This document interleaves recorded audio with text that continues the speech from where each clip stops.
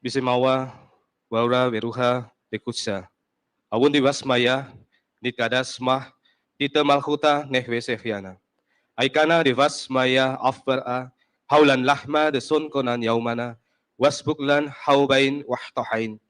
Latalan el nisyona, ila pasan mimbisa, mitul didilahe malhuta, wehkaila, wetishbukta, el olam alamin, amin. Ya Allah Basamawi, terima kasih atas kasih karuniamu pada malam hari ini. Biarlah kami semua Engkau berkati, Engkau sertai kami akan mendengarkan pencerahan dari Bapak Bambang Nurseno, yang sebentar lagi akan membawakan makalah pada malam hari ini. Biarlah semua materi yang akan diajarkan beliau, kami mendapatkan berkat luar biasa dari Tuhan sendiri. Bukalah hati dan pikiran kami ya Tuhan, biarlah roh kudus-Mu menerangi kami dalam kehidupan kami. Dari sekarang sampai selama-lamanya. Dalam nama Yesus Kristus, kami sudah berdoa dan mengucap syukur. Amin. Acara kami serahkan ke moderator. Ya, silakan duduk kembali. Shalom, Bapak Ibu sekalian. Selamat Paskah bagi yang merayakannya. Pada malam hari ini kita akan bersama-sama untuk belajar mengenai perbandingan 20 sifat Allah dalam ilmu kalam dan Trinitas yang akan disampaikan oleh Dr. Bambang Nursena. Oleh karena itu, selama kira-kira presentasi kira-kira 45 menit sampai 60 menit, waktu dan tempat kami sediakan untuk Pak Bambang Nurseno.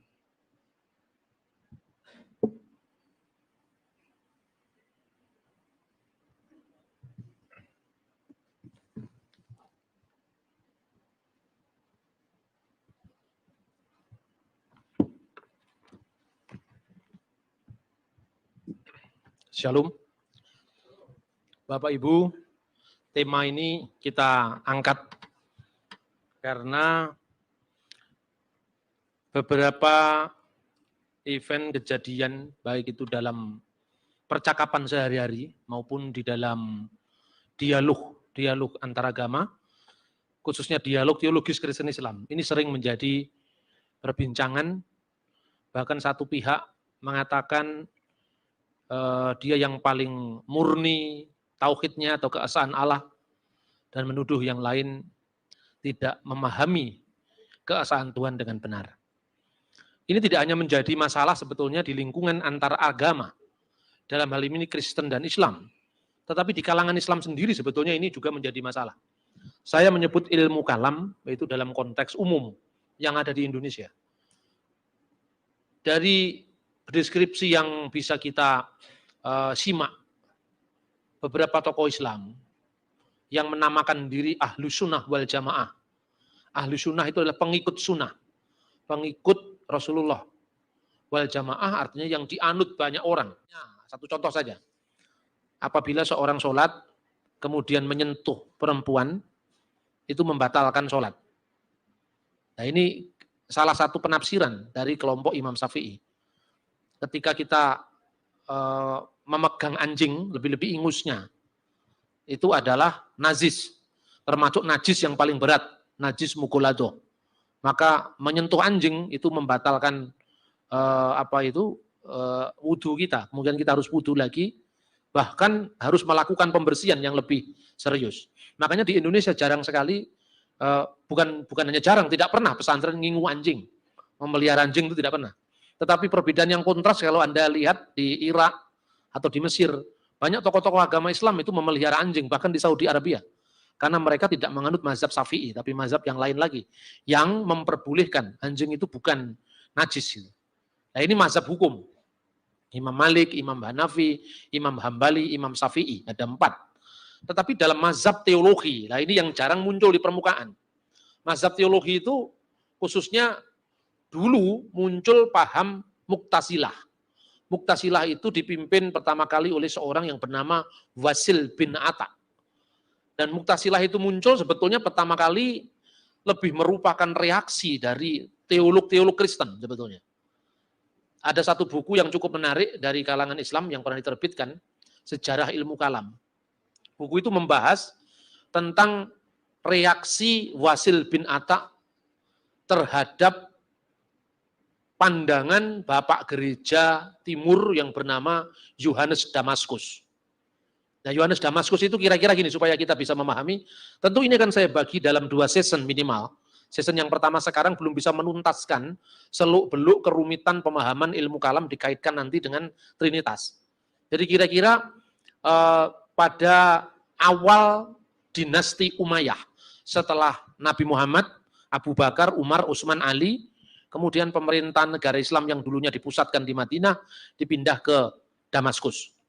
Nah, pada awal-awal pemerintahan dinasti Umayyah itulah hidup seorang teolog yang sangat terkenal di dunia Kristen Timur khususnya, namanya adalah Yohanes Damaskus. Nah, Yohanes Damaskus itu sejak kakeknya dia mengabdi pada pemerintahan dinasti Umayyah, yaitu keluarga Mansur. Karena awal-awal pemerintah Islam itu membutuhkan administrator Kristen, intelektual Kristen, penerjemah Kristen. Makanya keluarga Mansur ini mulai dari zaman kakek, anak, sampai cucunya, yaitu Yuhanna Mansur atau Yohanes Mansur ad-Dimaski. Di Indonesia kalau Yohanes itu nggak dikaitkan dengan Mansur. Yuhanna Mansur ad-Dimaski, yang meskipun akhirnya dia meninggalkan kehidupan politik, hingar-bingarnya dunia politik, lalu dia menyendiri menjadi seorang rahib atau biarawan di Dir Marsaba di Yerusalem. Itu kelihatan sekali kalau dari atas bukit itu di biaranya itu harus dinaik karena di atas bukit. Nah, disitulah dia mengakhiri menghabiskan masa tuanya dengan menulis buku, menulis apologetika terhadap kesalahpahaman Islam. Dia menulis salah satu buku yang terkenal itu namanya De Harisibus, yang artinya bidat-bidat. Lalu di situ dia menggolongkan Islam sebagai salah satu aliran Kristen terakhir yang namanya heresi Kristen, yang menyangkal keilahian firman Allah karena menurut Yohanes Damaskus dipengaruhi oleh ajaran Arianisme. Berangkatnya dari sana sebetulnya. Arianisme itu pandangan Arius yang menyangkal bahwa firman Allah itu kekal. Ada waktu di mana firman Allah pernah tidak ada. Dan firman Allah ini dikaitkan dengan Yesus sebagai firman yang pada mulanya adalah firman, firman itu bersama-sama dengan Allah dan firman itu adalah Allah. Nah, kemudian Yohanes Damaskus itu memberikan pertanyaan seperti ini. Jikalau Anda ditanya oleh saudara muslim tentang siapakah Yesus, maka Anda harus menanyakan balik kepada mereka, menurut Al-Quran yang kamu miliki, dengan sebutan apa Yesus itu disebut dalam kitab sucimu sendiri? Saudara muslim pasti akan menjawab, Yesus itu adalah Rasul Allah. Selain Rasul Allah, dia adalah kalimatullah, firman Allah, yang diberikan kepada Maryam dan roh daripadanya. Setelah dia menjawab seperti itu karena mengutip Al-Quran itu sendiri, tanyakanlah kepada mereka, menurut kalian apakah firman Allah itu diciptakan atau tidak diciptakan? Kalau dia menjawab diciptakan, berarti ada waktu di mana Allah ada, firman-Nya pernah tidak ada. Itu berarti bahwa Allah pernah tidak bisa berfirman. Nah, kalau Allah itu pernah tidak punya firman, berarti Allah pernah tidak maha kuasa. Pertanyaan kedua, kalau seandainya firman itu diciptakan, dengan apa Allah menciptakan? Allah menciptakan dengan firman-Nya. Apabila dia menghendaki sesuatu, dia hanya berfirman, jadi, maka jadilah. Dalam Alkitab dikatakan, jadilah terang, maka terang itu jadi. Nah, kalau firman-Nya diciptakan, dengan firman mana ia menciptakan firman itu tadi? Begitu juga roh. Lebih dahulu mana antara Allah dan rohnya? Kalau dijawab lebih dulu Allah, berarti rohnya pernah tidak ada. Selain wujudnya sudah ada, rohnya belum tidak ada. Berarti Allah pernah mati. Karena pernah tidak memiliki roh. Nah, tetapi kalau dijawab itu lebih dulu rohnya, lalu rohnya siapa? Kira-kira seperti itu. Maka kalau dia menjawab, firman dan roh Allah itu sama kekal dengan Allah. Kalau begitu kamu percaya dengan Tritunggal. Itulah Tritunggal yang kami imani. Kira-kira seperti itulah argumentasi Yohanes Damaskus. Kemudian Wasil bin Atta, itu pendiri aliran Mu'tazilah, itu kemudian menyangkal. Karena kalau kita menganggap Quran itu bukan makhluk, kalau kita menganggap Quran itu tidak diciptakan, berarti ini sama aja dengan Kristen, katanya gitu. Orang Kristen mengatakan firman tidak terciptakan karena Allah menciptakan dengan firman-Nya. Kalau kita lihat Quran secara fisik, itu memang diciptakan karena apa itu kertasnya itu bikin pabrik. Huruf Arab itu berkembang, sesuatu yang berkembang diciptakan. Kan begitu kan? Tetapi di balik yang tidak diciptakan itu, Quran itu adalah firman Allah yang kekal bersama-sama dengan Allah. Karena Allah tidak mungkin pernah ada tanpa firman-Nya. Dan kira-kira seperti itu. Nah, argumentasi ini akan segera mudah ditarik untuk membela iman Kristen. Loh, kalau kamu sendiri bisa mengakui Quran itu nggak diciptakan, padahal Quran itu kertas. Kertas itu dari pabrik kertas, dari pabrik lecas atau daripada larang. Apa sulitnya kamu menerima firman menjadi manusia? Loh, Yesus kan mati loh, kertas kan bisa terbakar juga. Kira-kira seperti itu. Maka Basil bin Atta mengatakan bahwa Quran itu tercipta. Duh, lalu bagaimana ketika Allah mengatakan Allah menciptakan dengan firman-Nya? Sesungguhnya yang disebut firman, yang disebut kudrat, yang disebut irodat, itu adalah zat Allah sendiri. Itu hakikat Allah sendiri. Tapi kan Quran mengatakan Allah itu punya mata. Mata Allah di segala tempat. Allah mengatakan Quran mengatakan Allah menciptakan dengan kedua tangannya. Quran mengatakan Allah itu tangan Allah di atas mereka. Artinya pertolongan Allah di atas mereka. Itu berarti Allah punya tangan, Allah punya mata, Allah punya wajah. Allah punya kedua tangan. Kan seperti itu. Maka jawabannya Basil bin Atta, Allah melihat dengan zatnya, dengan hakikatnya. Allah punya tangan itu maha kuasa dengan zatnya. Allah melihat dengan zatnya, Allah mendengar dengan zatnya, bukan dengan telinganya, bukan dengan matanya, kira-kira seperti itu.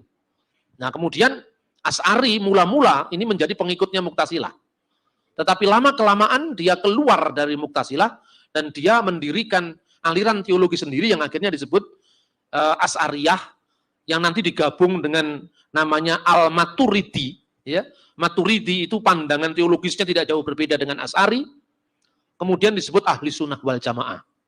Nah kira-kira gaung perdebatan ini menggambarkan paralelisasinya dengan ketika gereja menghadapi Arius. Arius itu seorang imam dari Iskandaria yang mengajarkan bahwa Yesus itu lebih rendah dari Allah Bapa. Karena apa? Yesus itu ciptaan Tuhan, ciptaan Allah. Padahal Alkitab dengan tegas mengatakan Yesus itu firman Allah, dan firman itu yang menciptakan segala sesuatu. Tidak mungkin firman itu tercipta. Nah, makanya kemudian dihadapi oleh sebuah konsili atau muktamar besar yang diadakan di istana musim panasnya Konstantin, Kaisar Roma saat itu, yaitu di kota Iznik. Sekarang waktu namanya Nisea. Di sanalah kemudian dirumuskan yang namanya regula fide atau kanun al-iman atau pengakuan iman panjang. Yang berbunyi, nu'minu bi ilahin wahid. Aku percaya kepada Allah yang esa, Bapa yang maha kuasa atas segala sesuatu, yang menciptakan segala sesuatu, baik yang kelihatan maupun yang tidak kelihatan, dan percaya kepada satu Tuhan, yaitu Yesus Kristus, anak Allah yang tunggal, yang lahir dari Bapa sebelum segala zaman, Allah dari Allah, terang dari terang, Allah sejati dari Allah sejati, dilahirkan tidak diciptakan. Kenapa dilahirkan? Firman itu sebelum Allah menyatakan diri melalui sang firman.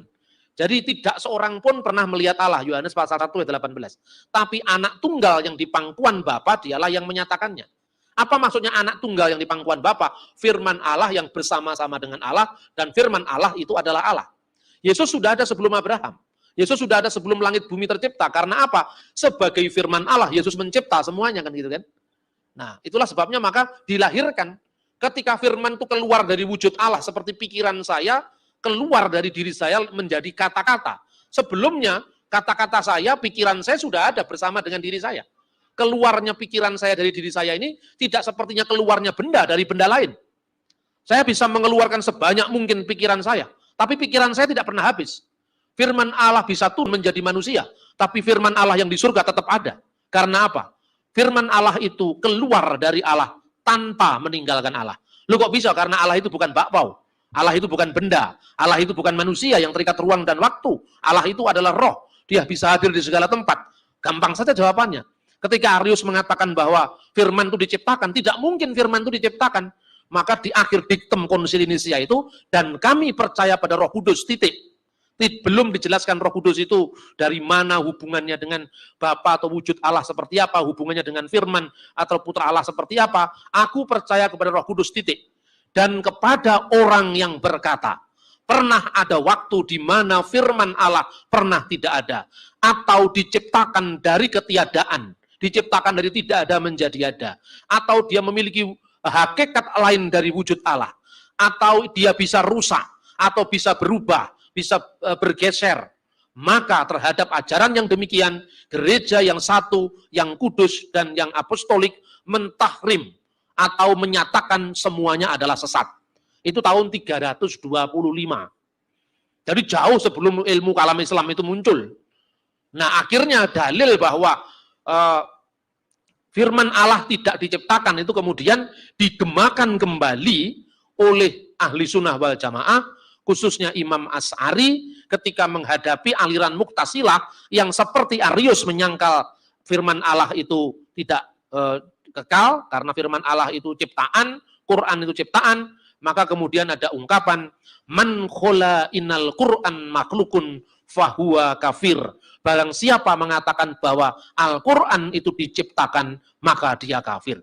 Tentu maksudnya bukan kertasnya itu nggak diciptakan, bukan wujud fisiknya nggak diciptakan, karena jelas wujud fisik Quran yang bisa rusak, yang bisa terbakar, yang bisa robek, itu bukan hakikatnya. Tapi hakikatnya firman Allah yang terkandung di dalamnya tidak bisa rusak, tidak bisa bergeser, kira-kira seperti itu. Penegasan ini mirip satu sama lain, tapi tentu ada bedanya. Nah inilah Asy'ari. Kemudian Asy'ari punya pandangan beda dengan Mu'tazilah. Allah itu melihat dengan matanya, tapi tanpa boleh bertanya bagaimana matanya. Allah itu mendengar dengan telinganya, tapi tidak boleh bertanya bagaimana telinganya. Bila kaif wala tasbih. Kita tidak boleh bertanya, kita hanya mengagungkannya, mentransendensikannya. Kira-kira seperti itu. Nah kemudian disusul kemudian oleh ulama berikutnya yang bernama Al-Maturidi. Al-Maturidi lah kemudian yang merumuskan dalil as-sifatul laisatil dzat walahiyya ghairuha. Sifat-sifat Allah itu tidak sama dengan zatnya, tapi juga tidak beda dengan zatnya. Tidak sama artinya apa? Berbeda. Tapi juga tidak beda. Tidak beda artinya apa? Sama. Berarti antara sifat Allah dengan Allah itu tidak sama, tapi juga tidak beda. Jadi artinya tidak sama artinya beda, tidak beda artinya sama. Ya, bicara tentang Tuhan memang selalu bulat. Nah kalau sudah bulat itu kenapa kok nyerang yang lain? Firman bersama-sama dengan Allah. Dan firman itu adalah Allah. Kristen itu membingungkan. Ya sama bingungnya juga. Sifat tidak sama dengan Allah, tapi tidak beda dengan Allah. Kan itu kan? Memang antara Kristen dan Islam itu kalau sama-sama jujur, sebetulnya bisa saling paham. Kristen itu kenapa rumit? Karena diajarkan, maka rumit. Kalau Islam nggak rumit, kan nggak pernah diajarkan. Syahadat Islam itu kan cuma dua. Asyhadu alla ilaha illallah wa asyhadu anna Muhammad Rasulullah. Sesungguhnya aku bersaksi bahwa tidak ada ilah lain selain Allah. Dan sesungguhnya adalah Muhammad adalah utusan Allah. Titik, sudah. Islam langsung kalau begitu ngomong begitu. Tidak dijelaskan bagaimana antara Allah maha melihat dengan apanya. Allah menciptakan dengan dua tangan, apa tangannya Allah sama dengan tangannya Petro, klawe-klawe begini kan nggak sama. Itu pun sampai sekarang menimbulkan perdebatan yang sengit. Berita yang paling akhir adalah ketika penerbitan Al-Quran oleh Majelis Mujahidin Indonesia. Majelis Mujahidin Indonesia itu menuduh Departemen Agama telah melakukan sekian ribu kesalahan penerjemahan Quran yang menyebabkan umat Islam Indonesia menjadi teroris. Yang disalahkan katanya Departemen Agama. Nah padahal sebenarnya yang teroris ya Majelis Mujahidin itu bukan Departemen Agama kan. Tetapi saya berpikir apa hubungannya kok sampai Departemen Agama disalahkan. Karena apa? Departemen Agama khususnya pada penerjemahan pertama zamannya Pak Mukti Ali itu menerjemahkan ayat-ayat tangan Allah, mata Allah, wajah Allah, itu apa adanya. Karena menganut aliran Asy'ari tadi. Setelah Imam Asy'ari, Al-Maturidi, setelah Maturidi Ibnu Hambal, dia diadili oleh pengadilan pada zamannya dinasti Umayyah.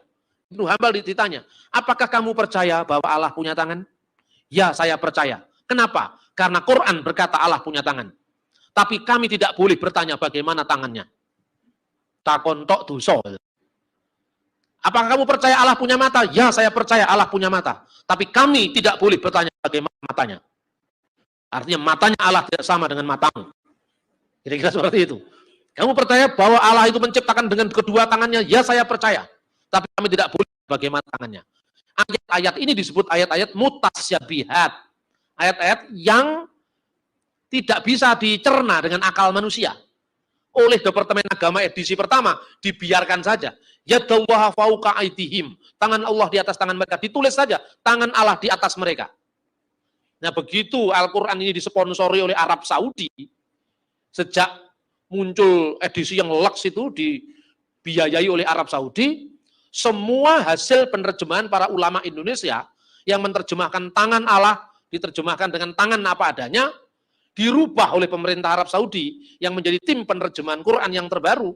Jadi kata yadallah tidak boleh diterjemahkan tangan Allah, tapi harus Allah menolong atas mereka. Jadi tangan Allah artinya Allah maha menolong. Mata Allah artinya Allah maha melihat. Kira-kira seperti itu. Wajah Allah artinya hakikat atau zat Allah ada di segala tempat. Jadi tidak boleh dikatakan wajah Allah seperti wajah kita, tangan Allah seperti tangan kita. Seperti itu. Majelis Mujahidin lebih ekstrim lagi dari pemerintah Arab Saudi, dikatakan bahwa ulama-ulama Indonesia itu sesat. Karena mereka mengartikan tangan kok seperti tangannya manusia. Itu akan menunjuk kepada aliran mujasimah di mana Allah diserupakan dengan makhluknya. Sampai hari ini, perdebatan itu tidak tuntas. Jadi kalau Anda sempat silakan beli buku terjemahan Al-Quran versi Majelis Mujahidin Indonesia. Kalau nggak ada di toko buku, Anda bisa pesan langsung kepada pengurus pusatnya di Jakarta. Tapi tolong juga Anda pelajari Al-Quran sebelum diterjemahkan ulang. Jadi Anda cari Quran terjemahan Saudi. Jadi artinya apa? Ini dalam Islam pun menjadi masalah yang rumit. Serumit Tritunggal juga gitu loh. Jadi kalau Tritunggal itu rumit karena diajarkan. Seumpama kita tidak mengajarkan ya tidak rumit lah. Pokoknya percaya bahwa tidak ada ilah lain kecuali Allah yang esa, sesuai dengan sabda Yesus, dengarkanlah wahai Israel, Tuhan Allah kita, Tuhan itu esa, dan kami percaya bahwa Yesus Kristus adalah juru selamat dunia, kan titik kan? Tidak sulit. Ketika Anda bergereja di Pantekosta, nggak terlalu sulit dengan bergereja di Protestan atau di Katolik. Karena pengakuan imannya kan sempit sekali. Anda percaya Yesus sebagai Tuhan, percaya, haleluya, tepuk tangan, dan pulang, selesai itu. Lalu ditakoni kan bingung, apa hubungannya Tritunggal Bapa, Putra, dan Roh Kudus? Ya kan? Tapi kalau di Protestan agak sulit sedikit, karena ada pengakuan iman panjang. Dan kepada Yesus Kristus anaknya yang tunggal, Tuhan kita yang dikandung dari Roh Kudus. Kalau pengakuan iman rasuli nggak ada sulitnya, karena itu sederhana. Tapi kalau pengakuan iman panjang, anak Allah yang tunggal yang lahir dari Bapa sebelum segala abad, Allah dari Allah, terang dari terang, Allah sejati dari Allah sejati, dilahirkan tidak diciptakan, yang olehnya segala sesuatu diciptakan, yang demi kita manusia dan demi keselamatan kita telah turun dari surga, dilahirkan oleh dikandung oleh Roh Kudus, dilahirkan oleh anak darah Maria, dan seterusnya kan sulit. Dan percaya kepada Roh Kudus, wa birrohil kudus, ar-robul muhyi, Tuhan yang menghidupkan, yang keluar dari Bapa. Sama gereja Katolik ditambahi dan Putra, lebih rumit lagi. Tritunggalnya rumit karena diajarkan. Kalau di Islam, asyhadu alla ilaha illallah wa asyhadu anna Muhammad Rasulullah, Islam kan nggak diajarkan. Di Pantekosta juga nggak diajarkan, makanya nggak terlalu rumit gitu loh. Makanya kadang-kadang kalau Anda tidak mau rumit ya gereja Pantekosta sajalah. Tapi kalau nanti tiba-tiba Anda bingung kemudian mu'alaf ya semplon dewe lek mau mu'alaf. Artinya apa? Iman itu membutuhkan penjelasan. Kalau iman tidak membutuhkan penjelasan, maka kita tidak bisa mempertahankan apa yang kita yakini. Apa prestasinya kalau kita pokoknya aku iki? Gitu. Dikatakan, "Wis pokoknya agama di sisi Allah yang terbaik itu adalah Islam."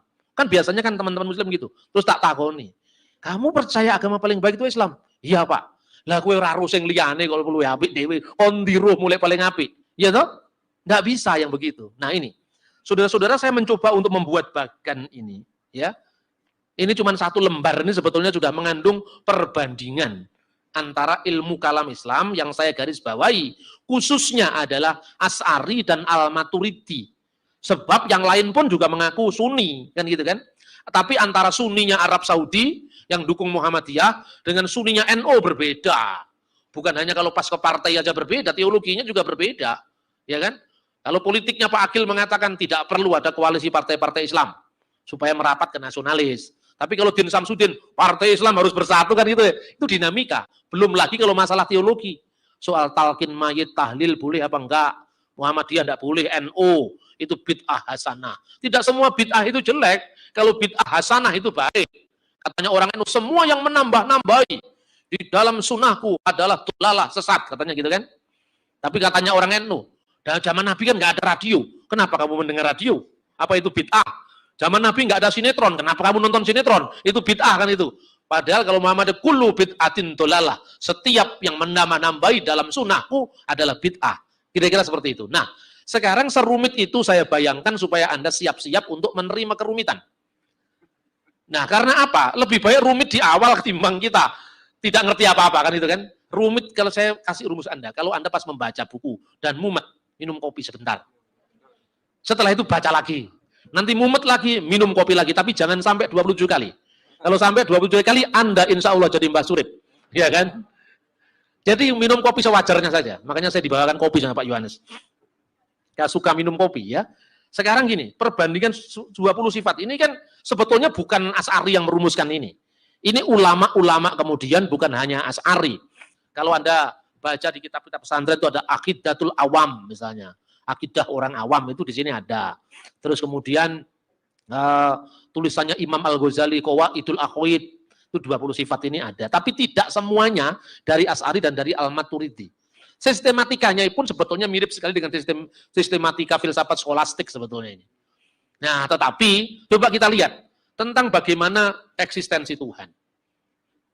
Bung Karno dalam bukunya, dalam pidatonya ketika dia beri gelar doktor honoris causa di Universitas Muhammadiyah, judulnya Tauhid adalah Jiwaku. Di tengah-tengah Bung Karno diberikan gelar ilmu tauhid adalah jiwaku. Bung Karno tidak banyak mengutip ayat Al-Quran, tapi yang banyak dikutip adalah Bhagavad Gita. Karena Bung Karno memang tidak banyak menguasai Quran, yang dikuasai cerita wayang khususnya Bhagavad Gita. Coba Anda cari bukunya. Kalau tidak sempat cari buku itu, nanti baca buku saya Religi Bung Karno. Saya ingat pas saya tidak membawa. Bung Karno dengan tanpa tedeng aling-aling mengatakan, saya tidak bisa menerima kalau Tuhan hanya dibatasi dengan 20 sifat saja. 20 sifat dalam ilmu kalam. Jadi ada 20 sifat, 99 nama-nama yang indah. 99 itu bukan sifat, tetapi Asmaul Husna, nama-nama yang indah. Sifat 20 itu lahir daripada ulama-ulama yang mengikuti Imam Asy'ari dan Imam Al-Maturidi, Imam Al-Ghazali dan seterusnya, lalu disistematikan seperti ini. Kenapa Bung Karno mengatakan saya percaya Tuhan tidak hanya punya 99 nama yang indah dan 20 sifat, karena Bung Karno dipengaruhi oleh agama Hindu, 1000 nama Tuhan. Jadi bukannya 29, 1000 kalau di Hindu itu. Makanya Bung Karno banyak sekali menerima filsafat timur itu. Tetapi coba kita pahami bagaimana para ulama merumuskan. Dan kalau perumusan ini kita terima, sebetulnya mestinya tidak sulit memahami iman Kristen. Jadi gini, pertama, dari sifat 20 itu, ada satu sifat yang dinamakan sifat dzatiyah atau sifat nafsiyah. Apa artinya zat, apa artinya sifat? Dalam zat apa artinya dzatiyah, nafsiyah misalnya. Zat itu jangan Anda samakan dengan zat ilmu fisika, zat padat, zat cair. Jangan seperti itu karena Pak Suradi dulu tidak pernah belajar ilmu kalam. Makanya ngawur, pikirannya dia itu mau membela kekristenan, menyalahpahami Islam. Dari disalahpahami ganti menyalahpahami Islam. Itu saya kira juga tidak fair.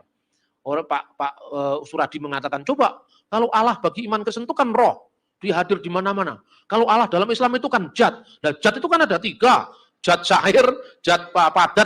Bukan seperti itulah. Maknanya bukan seperti itu, dia lupa bahwa kata zat dalam ilmu kalam itu sudah dipakai oleh teolog Kristen Arab sebelum munculnya Asy'ari, sebelum munculnya Al-Maturidi, sebelum munculnya Imam Al-Ghazali. Itu sudah dipakai oleh tulisannya Theodor Abu Qura. Itu muridnya Yohanes Damaskus. Kemudian sudah dipakai oleh Abdul Masih Al-Kindi sekitar tahun 800 Masehi. Imam Asy'ari hidup kira-kira abad 9-10, tahun 900 sekian sampai tahun 1000 berapa itu Imam Asy'ari. Al-Ghazali meninggal tahun 1111, 111 gampang dihafal. Abad 11, ya kan? Abad ke-8, ke-9 teolog Kristen Arab sudah bicara tentang zat dan sifat. Zat itu artinya substansi. Zat itu misalnya gini ya, kalau di dalam bahasa Arab penggunaannya ya, dia sendiri, huwa datuhu, himself. Itu diterjemahkan dalam bahasa Arab, huwa datuhu, atau huwa nafsuhu, dia sendiri, self. Itu adalah zat. Jadi bukan zat dalam ilmu fisika, cair padat itu bukan itu maksudnya. Nah kemudian sifat yang ada mutlak pada diri Tuhan, yaitu dia ada, al-wujud. Jadi 20 sifat itu ditempatkan yang pertama wujud. Artinya Allah itu ada. Lalu dijelaskan sifat keberadaan, yaitu sifat nafsiyah atau sifat dzatiyah, yaitu sesuatu yang tidak bisa diterima oleh akal apabila Allah tidak disifatkan dengan sifat ini. Atau bisa juga dikatakan sifat untuk menentukan adanya Allah. Di mana Allah menjadi tidak mungkin ada tanpa adanya sifat ini. Hanya satu, yaitu wujud. Wujud itu ada, bukan maujud. Kalau maujud itu ya, ini kebendaan ini. Kadang-kadang karena orang Kristen itu kan agak tidak akrab dengan bahasa Arab tuh. Saya pernah ngomong tentang ilmu kalam disalahpahami seorang pendeta. Pak Bambang mengartikan Tuhan itu wujud. Lah semua wujud itu kan eksisten bahasa Inggris. Bukan maujud seperti watu, kayu itu maujud. Maujud itu berada secara fisik. Kalau wujud itu hanya keberadaan itu sendiri. Nah, wujudnya manusia kelihatan fisiknya. punya mata, punya hidung, punya tangan, tangannya pun terbatas. Ya kan? Makanya ada ungkapan, maksud hati memeluk gunung, tetapi apa daya hanya bisa memeluk kursi, kan gitu kan? Itulah artinya apa? Ini keterbatasan wujud manusia. Kalau Allah wujudnya bukan fisik, non fisik. Itulah sebabnya Alkitab mengatakan Allah itu roh. Coba gambarin roh kan nggak bisa. Ya kan seperti anak Papua, diajari gurunya, suruh gambar. Gambar apa? Ya terserah, gambar apa? Gambar apa namanya buaya. Dia nggak ngerti gambar buaya. Kemudian gurunya datang, loh si Obed, mana buayanya? Karena gurunya datang dicoret-coret ini. Mana buayanya? Tadi ada Bu, tapi karena ibu datang dia takut buayanya lari, ini bekasnya. Apa itu pengertiannya apa? Kelihatan, apapun kelihatan. Kadal, buaya, tekek itu kan kelihatan. Manusia. Tapi Allah itu tidak kelihatan, tapi ada. Karena itu, adanya Allah beda dengan adanya makhluk. Pertama apa? Ini sedikit ilmu filsafat. Adanya Allah itu ada absence. Ada dengan sendirinya. Tetapi kalau manusia, dinosaurus, kadal, tekek, cecak, itu manusia yang itu namanya ada abs alio. Ada karena diadakan oleh Sang Maha Pengada. Ini baru satu seri ngomong ada ini, ya kan? Memang semua ini kan lahir dari pemenungan filsafati. Jadi sebetulnya adanya Allah itu berbeda dengan adanya makhluknya. Kemudian muncullah sifat salbiyah. Ini saya bercerita tentang ilmu kalam Islam dulu, nanti kita bandingkan dengan iman Kristen. Maksudnya sifat salbiyah itu sifat yang menolak apa yang tidak layak bagi Tuhan. Atau sifat yang digunakan untuk meniadakan sesuatu yang tidak layak bagi Allah. Sifat salbiyah ini ada 5. Satu apa? Kidam. Kidam artinya terdahulu, tidak punya awal. Kemudian yang kedua bahok, kekal, tidak punya akhir, tidak berkesudahan. 4, mukhalafatulil khawadis, berbeda dengan ciptaannya, dengan makhluknya. 5, qiyammuhu bin nafsih, berdiri sendiri. Allah itu kan berdiri sendiri. Dia tanpa tergantung dengan yang lain. Makanya kalau kadang-kadang orang Kristen karena pemahamannya itu kan terlalu letterlah gitu kan, makanya kadang-kadang kenapa firman Allah menjadi manusia? Ibarat kita dengan ciptaan yang lebih rendah. Kalau kita ingin tahu bahasa semut, kita harus jadi seperti semut. Begitu juga Tuhan. Karena manusia tidak bisa menangkap bahasa Tuhan, maka Tuhan harus menjadi manusia. Terus saya tanya, yang mengharuskan Tuhan siapa? Ya tidak ada Pak lo. Kok harus? Berarti itu bertentangan dengan kedaulatan Tuhan kalau kamu mengharuskan Tuhan jadi manusia. Lo itu kan terserah Tuhan. Tidak ada kata harus untuk Tuhan. Harus itu untuk kita. Harus itu kata-kata guru kepada muridnya. Harus itu kata-kata suami pada istrinya. Harus itu kata-kata ibu pada anak-anaknya. Harus itu kata pemimpin kepada yang dipimpinnya. Tapi kalau mengatakan Tuhan harus jadi semut, yang mengharuskan siapa? Wong Tuhan kok diharuskan? Nah ini bahasa sehari-hari itu kadang-kadang tidak kita sadari, itu membatasi Tuhan. Jadi karena Tuhan sendiri punya inisiatif, firman-Nya menjadi manusia. Itu karena kedaulatannya. Bukan kita yang mengharuskan. Kan gitu. Kemudian terakhir asa. Kalau manusia tadi berdiri dengan yang lain, qiyammuhu biqoirihi, itu manusia. Dia berdiri karena yang lain. Aristoteles mengatakan manusia soon politikon. Manusia membutuhkan orang lain. Karena apa? Manusia itu adalah qiyammuhu biqoirihi. Tapi kalau Allah qiyammuhu binafsih. Dia berdiri sendiri tidak tergantung dengan yang lain. Yang terakhir wahdaniyah, serba esa. Perhatikan. Semua sifat ini tidak menjelaskan apa hubungannya dengan wujud. Tetapi dia hanya mendeskripsikan wujud. Nanti bandingkan dengan Tritunggal. Tritunggal itu bukan sekedar mendeskripsikan Allah. Tetapi menjelaskan siapa Allah dan hubungan-hubungannya dengan sifat-sifat tadi. Bahkan hubungan-hubungannya dengan ciptaannya. Nanti kan kita lihat. Kemudian setelah sifat salbiyah. Yaitu sifat yang mesti ada dan tidak mungkin tidak ada pada Allah. Yaitu kidam, bako, mukhalafatulil khawadis, qiyamuhu binafsi, wadaniyah. Kalau di pesantren dinyanyikan mukhalafatulil khawadisi, qiyamuhu binafsi. Itu dihafalkan sama saudara muslim supaya mereka selalu ingat bahwa Allah itu qiyamuhu binafsi, tidak tergantung dengan yang lain, dia berdiri sendiri. Bahwa Allah itu berbeda dengan ciptaannya. Maka kalau dikatakan Allah itu yadullah, tangan Allah, jangan kamu bayangkan sama dengan tanganmu. Kira-kira seperti itu kalau ajaran Asy'ari. Kemudian setelah itu sifat ma'ani. Sifat ma'ani itu artinya sifat yang diwajibkan pada zat Allah, suatu hukum dan sifat yang pasti ada pada Allah. Sifat ini terdiri dari 7, yaitu kudrat, kuasa. Kemudian irodat, kehendak. Kemudian ke-9 ilmu atau pengetahuan. Kemudian ke-10 hayat atau hidup. Ke-11 sama atau mendengar. Sifat ke-12 basar atau melihat. Dan sifat ke-13 kalam atau berfirman.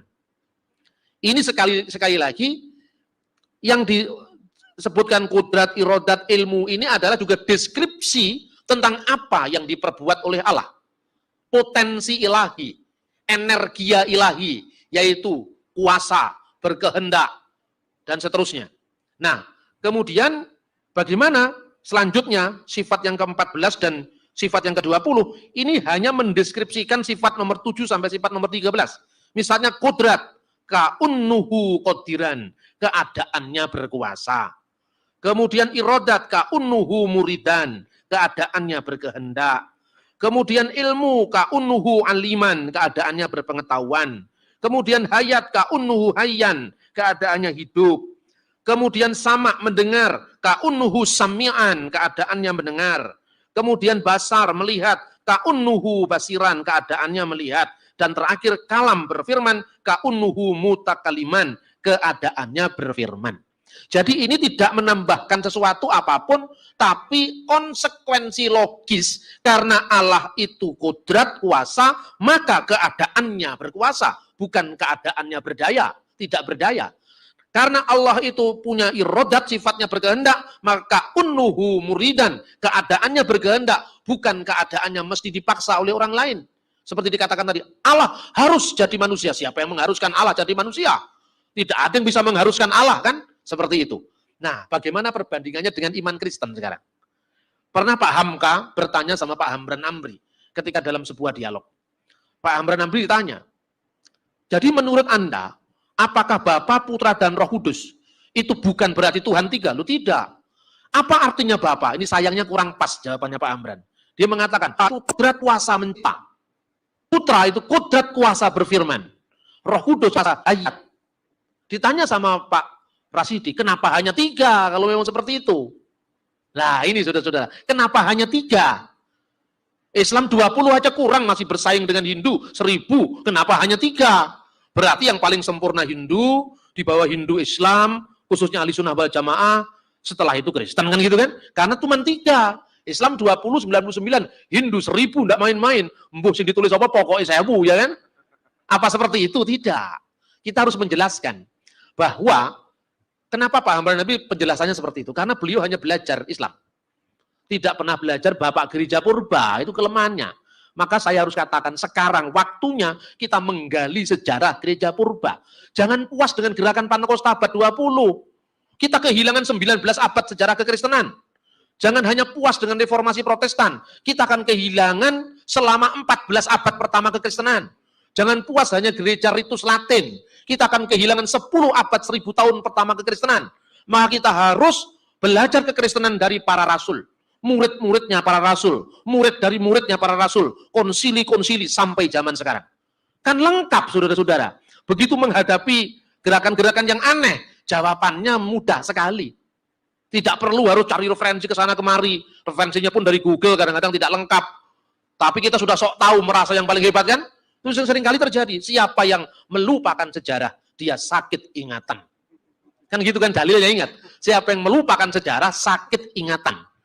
Nah saudara-saudara, kata dat dan sifat dipakai oleh bapak-bapak gereja ketika ungkapan-ungkapan Yunani, ungkapan Latin, ungkapan Aramaik diarabkan. Satu contoh misalnya, kata dat artinya self tadi, himself, huwa datuhu, kata dat dalam pengertian kedirian yang paling pokok, yaitu hakikat. Segala sesuatu kan puncaknya paling dalam itu kan hakikat, ya kan? Hakikat Allah itu diambil dari bahasa Yunani ousia, bukan usia bahasa Indonesia, ousia. Mia ousia tres hipostasis. Satu ousia, satu dat yang dideskripsikan dalam 3 hipostasis. Ini pertama kali dalam bahasa Yunani. Lalu Tertullianus abad ketiga, dia merumuskan dalam bahasa Latin una substansia, satu substansi yang dideskripsikan dalam 3 persona. Ini abad ketiga, abad keempat. Abad pertama sudah ada kata ousia, tapi maknanya belum terlalu metafisik. Kemudian kata Yunani dan kata Latin ousia itu adalah substance, kemudian persona, hipostasis itu person bahasa Inggris, personality, ya kan? Kemudian kata Aram, gnoma, itu menjadi bahasa Arab uhnum, jamaknya akonim. Ini yang kemudian masuk jadi bahasa Indonesia oknum. Tapi kata oknum yang dipakai untuk Tritunggal itu sekarang sudah rusak. Siapa yang merusak? Sigmund Freud yang rusak ini. Jadi dulu kata oknum, gnoma, hipostasis, itu artinya adalah seperti metaphysical personality. Personality kepribadian secara metafisik. Apa metafisik? Meta di sebalik fisik yang kelihatan. Misalnya metafisik ya. Tuhan ada, manusia ada. Adanya manusia, ini ada fisik. Adanya Tuhan, ini metafisik. Kita manusia. Michael manusia, Madeporono. Ya toh? Nah, enggak tahu kan? Dia enggak tahu kalau tak ini, nah, ini kapan lagi bisa ini ya? Gitu, enggak tahu kan? Kira-kira berlaku untuk Tuhan apa enggak ini? Tidak, karena Tuhan itu tidak terikat oleh ruang dan waktu. Itulah person secara metafisik misalnya. Kalau kita berdoa, Bapa kami yang ada di surga, alamatnya mana surga itu? Ayo sekarang, di mana alamatnya surga? Anda mesti ke atas begini, Bapa kami yang ada di surga. Ini posisi ibadah begini dalam bahasa Ibrani namanya yaddah, mengadahkan tangan, ya kan? Apa ya Tuhan itu ada di sana? Tuhan ada di atas, Pak. Sebelum ditemukan pesawat terbang, orang membayangkan mungkin di balik awan ada Tuhan, ya kan? Begitu sekarang kita naik pesawat, pesawatnya menerobos awan, loh kok awannya ada di bawah pesawat? Di mana Tuhan itu? Tinggi itu maksudnya bukan arah, tapi batas mata keterbatasan kita. Itulah yang disebut surga. Surga itu bukan di sana atau di sini. Kenapa kalau begitu Tuhan Yesus kok naik ke surga digambarkan naik ke atas? Ini secara usil ditanyakan oleh Maurits Bucaille. Tuhannya orang Kristen terikat dengan ruang. Karena apa? Ketika Yesus naik ke atas, ke surga digambarkan Yesus mumbul ke atas. Ya kan? Terus saya jawab, untuk menggambarkan pergi ke surga yang paling tepat apa? Coba adegan kalau arah, Anda batasi dengan arah atas, bawah, utara, selatan, timur, barat. Pertama saya katakan, maka berangkatlah Yesus ke surga menuju ke sebelah barat naik perahu, apa seperti itu? Maka Yesus pergi ke surga menuju ke sebelah selatan. Maka Yesus pergi ke surga menuju ke sebelah timur. Maka Yesus pergi ke surga menuju ke sebelah utara. Enggak cocok semua. Maka pergilah Yesus ambles bumi seperti Raden Ontorjo. Juga tidak cocok. Satu-satunya yang dilihat para murid secara fisik, Yesus naik ke atas. Jadi gambaran ini gambaran keterbatasan mata para murid. Bukan gambaran tentang hakikat bagaimana surga itu sebenarnya. Gitu loh cara berpikirnya. Kalau Anda mengatakan misalnya, bagaimana kita bisa menggambarkan Tuhan yang metafisik dan yang fisik. Kalau metafisik, Pak Bambang, sudah sampai mana? Sudah sampai Porong, ini macet saya. Berapa jam lagi akan tiba di Royal Plaza? Oh ya mungkin setengah jam lagi. Dihitung 1 menit, 2 menit. Apa ini berlaku untuk Tuhan? Bapa kami yang ada di surga. Benarkah engkau sekarang masih di surga, sedang audiens oleh malaikat-malaikatmu yang kudus? Ataukah sesuai dengan firman-Mu, engkau berada di bait Allah yang kudus di Yerusalem? Lihatlah Bapa, kami sudah kumpul di Royal Plaza ini 200 orang.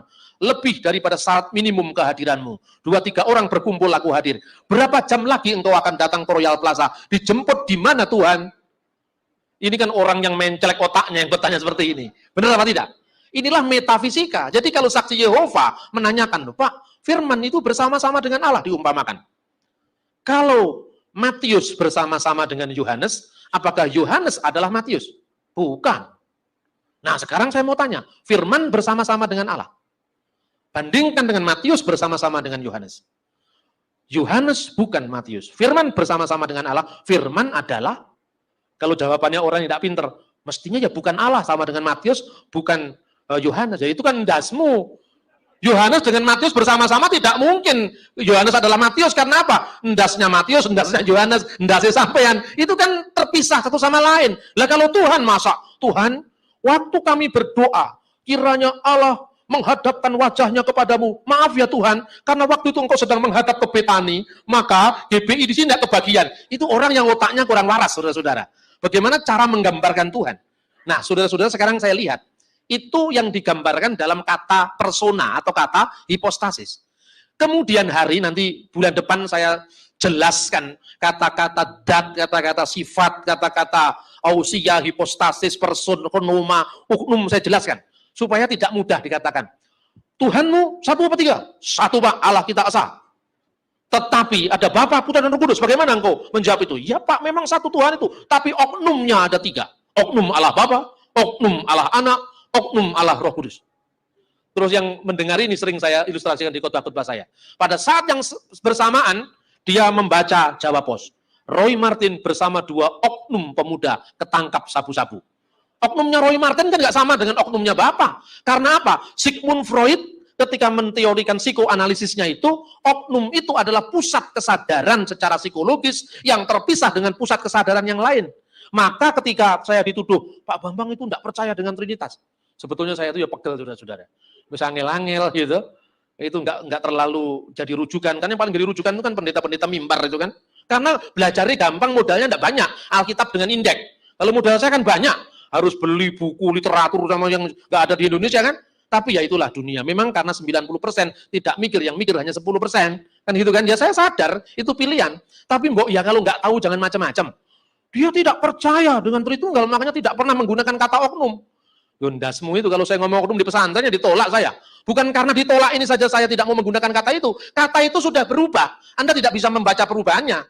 Pertama itu. Kedua, Bapak gereja sendiri ketika menggunakan kata itu, maksudnya tidak sama dengan maksudmu. Itu loh. Maka orang hanya menghafalkan kata una substantia tres persona. Satu ousia dari tiga person, tiga oknum. Terusannya nggak dibaca. Bagaimana terusannya? Diskresi non separati. Dia dibedakan tapi tidak dipisahkan. Jadi Tritunggal itu tidak pernah dipisahkan satu sama lain. Lah kenapa kamu memisahkan? Terbukti Pak di Injil jelas. Injil mana?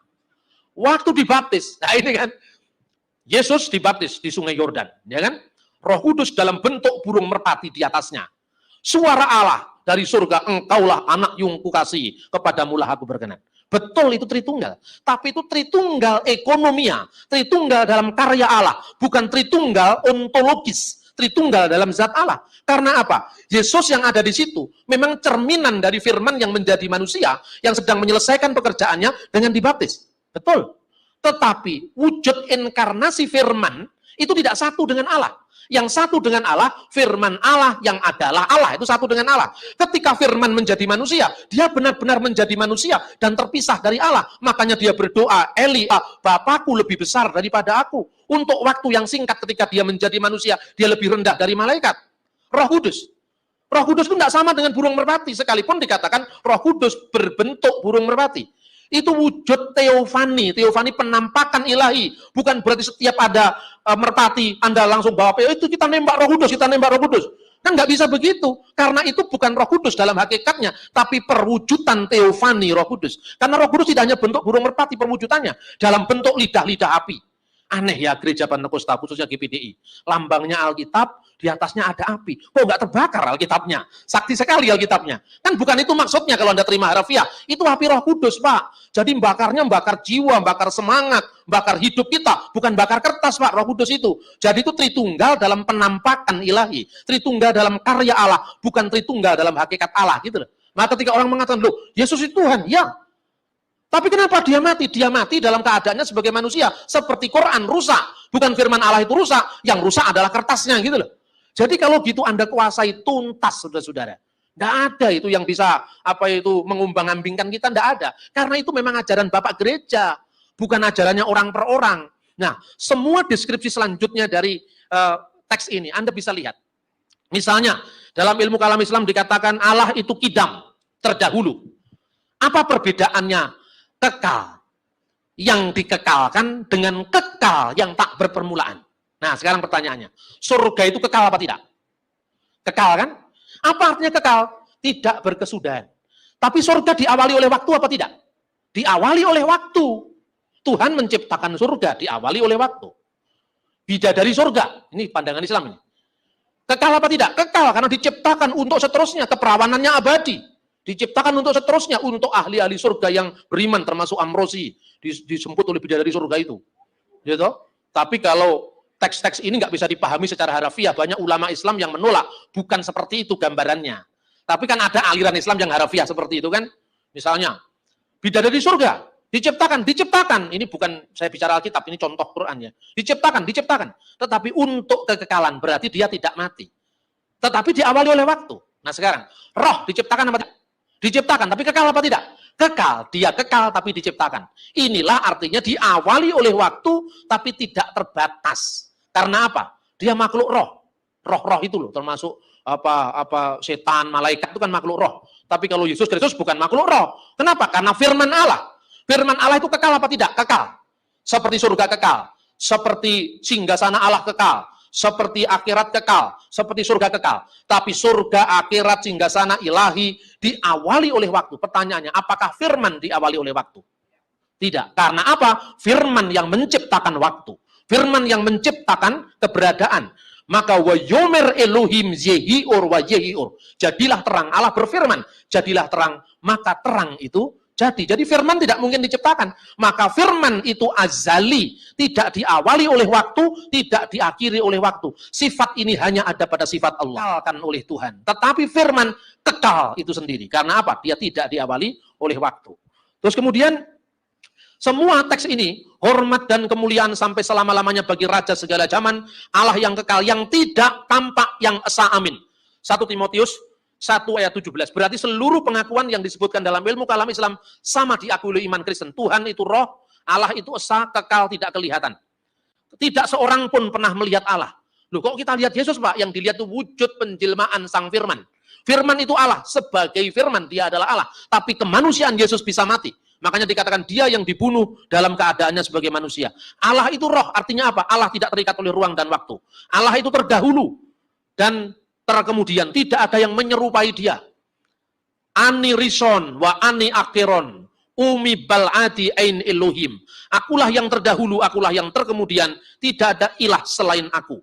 Siapakah seperti aku? Biarkanlah ia menyerukannya, biarlah ia memberitahukannya, dan seterusnya. Artinya Tuhan tidak serupa dengan ciptaannya, mukolafatulil khawadis. Ingatlah dari hal-hal yang dahulu dan sejak kekekalan, bahwa akulah Allah dan tidak ada yang lain. Akulah Allah, tidak ada yang seperti aku. Bukankah ini persis sama dengan dalil walam yakullahu kufuwan ahad, dan tidak seorang pun, sesuatu pun yang menyerupai Allah. Nah sekarang, wujud jelas. Kalau di dalam Islam hanya dijelaskan wujud Allah, berbeda dengan wujud ciptaannya. Mukolafatulil khawatis, qiyamuhu binafsihi, wahdaniyah, itu kan. Tapi apa hubungan wujud itu dengan yang menyebabkan Allah mencipta?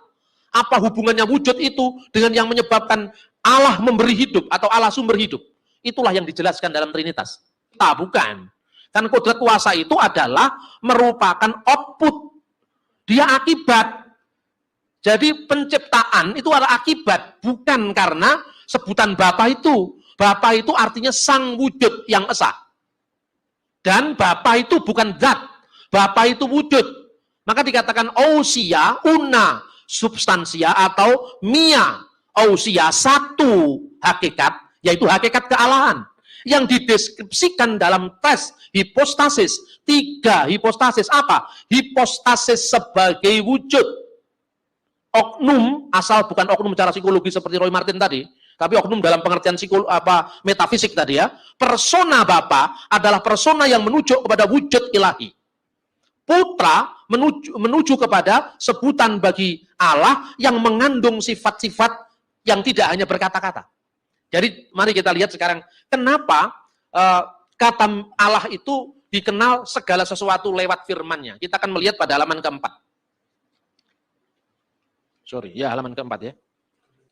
Halaman 3. Ini minta maaf kalau saya harus katakan bahwa halaman 2 dulu. Memra atau logos ya.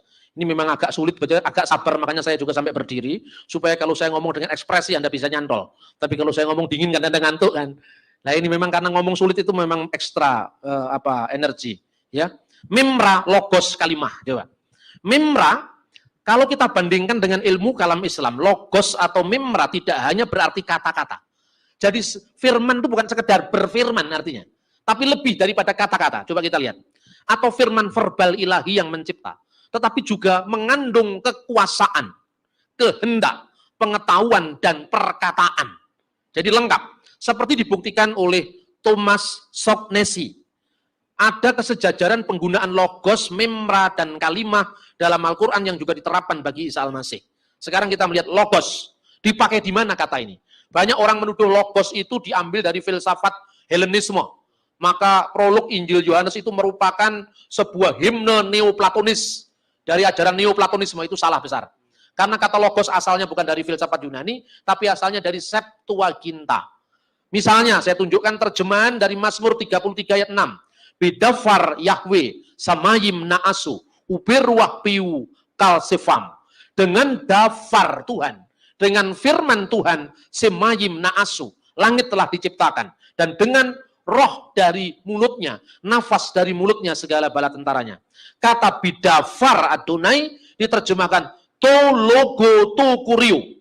Dengan firman kurios, dengan logosnya kurios, langit telah diciptakan dan seterusnya.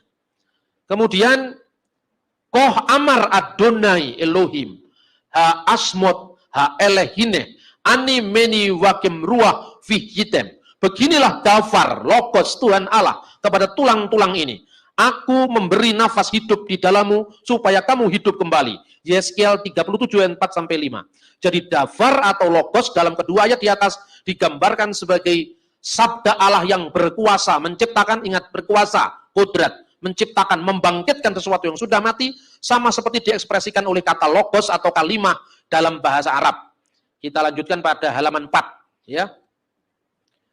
Logos atau dafar sama dengan firman kreatif, firman yang mencipta, yang menyatakan kehendaknya dan ilmunya.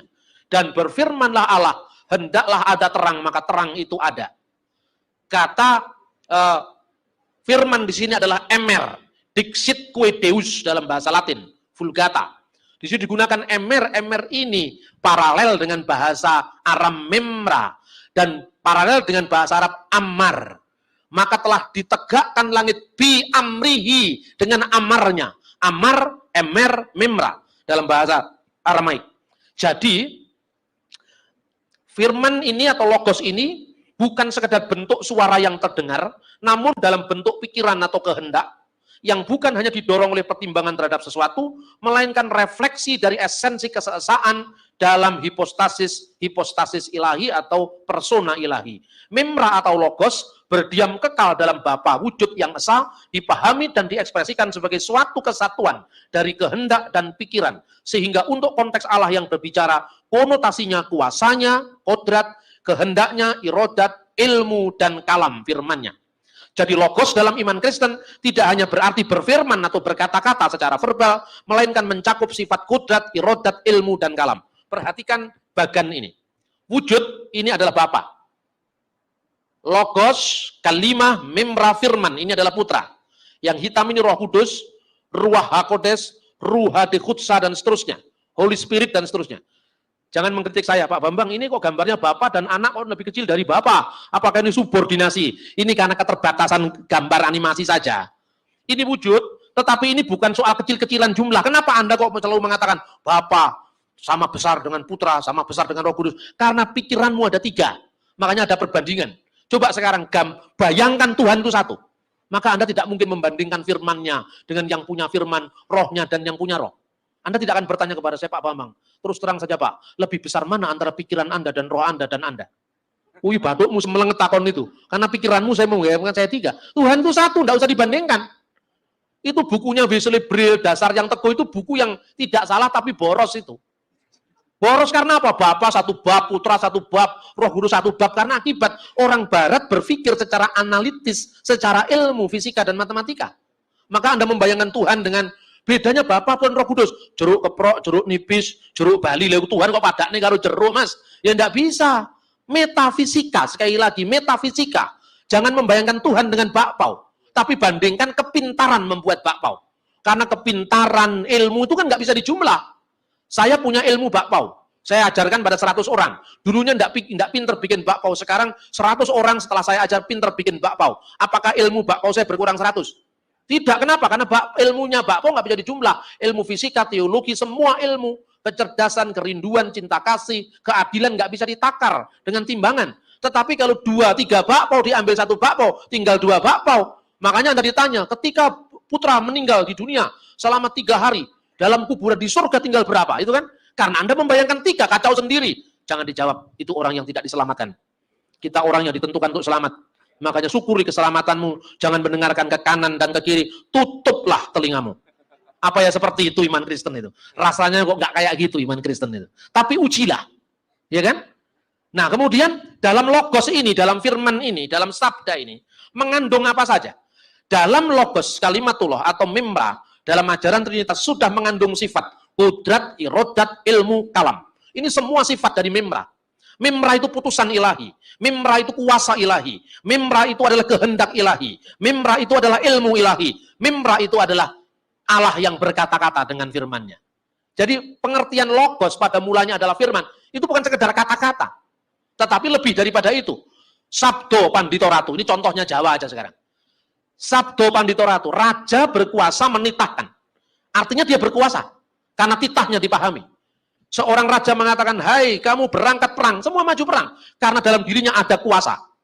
Ketika dia mengatakan majulah perang, dia ada kehendak. Kehendak untuk menyuruh orang-orangnya untuk maju perang. Ya kan? Apa dia hanya kurang pertimbangan menyuruh perang? Dia ada pertimbangan karena dia panglima perang, disuruh perang.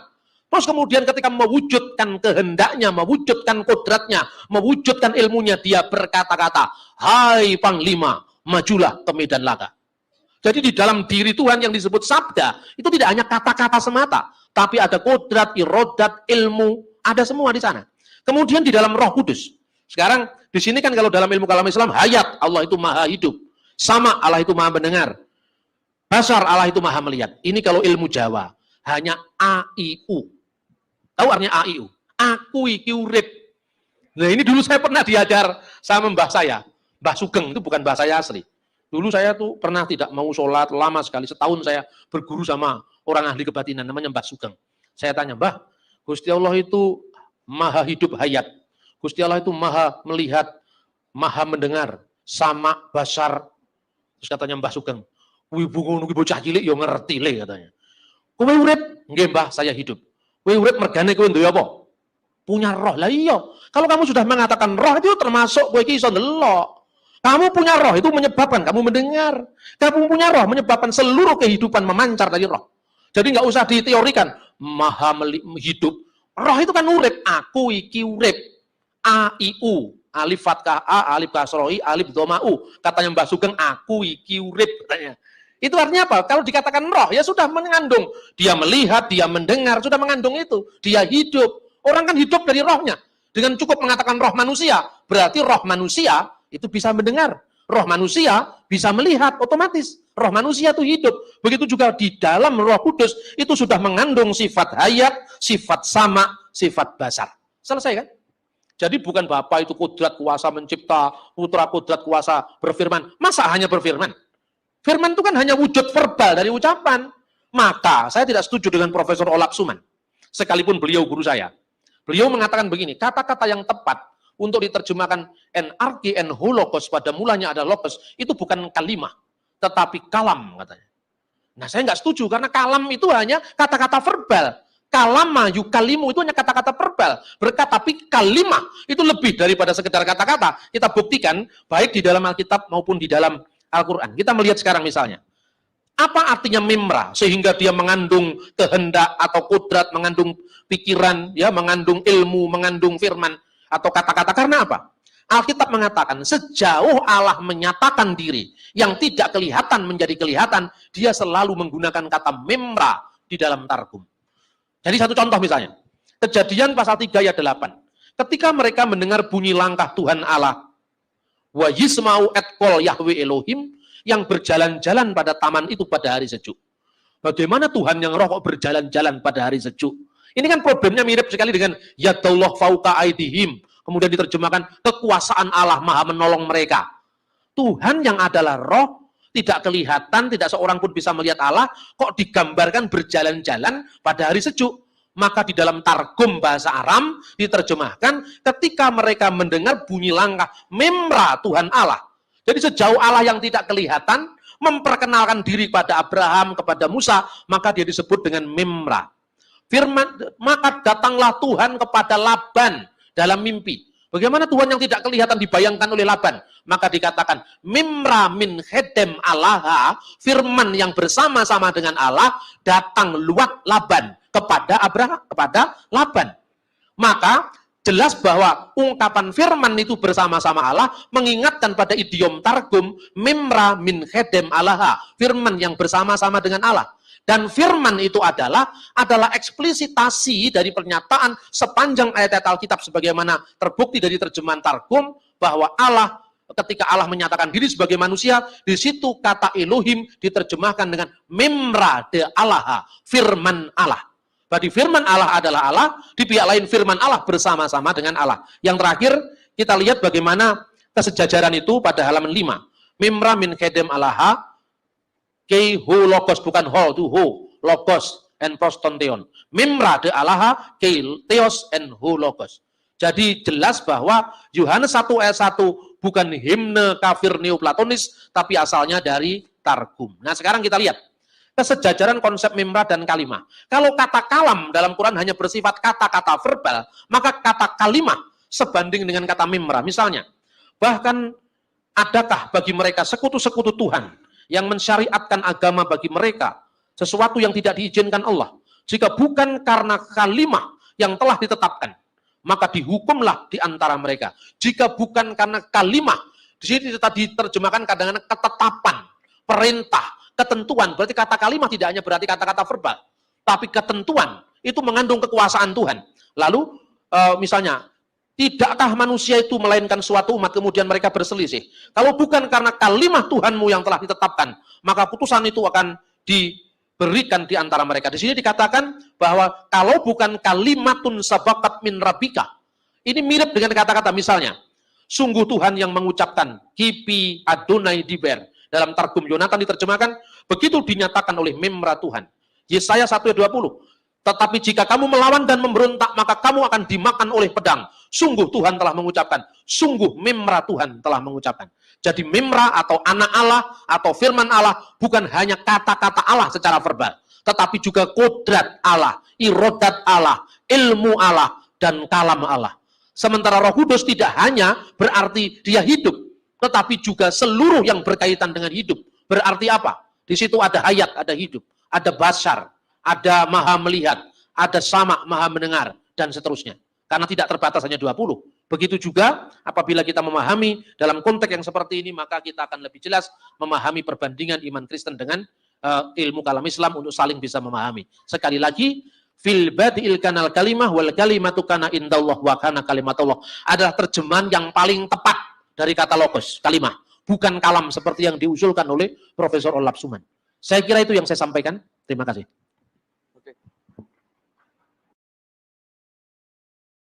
Sedikit pengumuman dari kami, satu dari murid ISES berjualan, ya. Karena tadi mestinya beliau berjualan, tetapi karena ada tugas dari ISES, yaitu bertemu dengan seorang pendeta yang mempersoalkan nama, sehingga ya itu tadi jualannya nggak sempat dikelilingkan. Oleh karenanya kami putuskan agar penjualannya bisa dijual di tempat pertemuan kita. Jadi misalnya kalau bapak-bapak punya pemikiran atau keinginan untuk membeli atau mendapatkan telur yang enak, telur asin, ya, bapak bisa mencari di belakang sana dengan harga 10.000 3 butir. Dapat itu lebih enak dari telur bebes, itu lebih enak. Oh iya. Ya, baik. Demikian saya rasa. Silakan lanjutkan diskusinya. Terima kasih Pak Moderator. Oke, terima kasih. Sekali lagi tepuk tangan untuk Pak Bambang Nurseno. Ya, puji Tuhan, hari ini kita diberikan pencerahan. Sebetulnya ini saya mengucapkan terima kasih ya kepada guru saya, abah saya, Pak Bambang Nurseno, karena melalui beliau saya akhirnya jadi mahasiswa Fakultas Filsafat di Widya Mandala. Jadi Pak Bambang ini mengulang kelas saya, metafisika. Mempersingkat waktu, saya memberikan kesempatan kepada 3 orang penanya, kalau bisa berkaitan dengan tema ya, karena takutnya nanti penjelasannya lebih ke struktur. Lebih 3 penanya,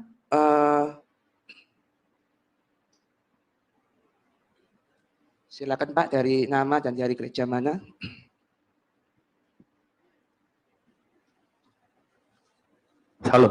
Salam Pak. Saya Sarun.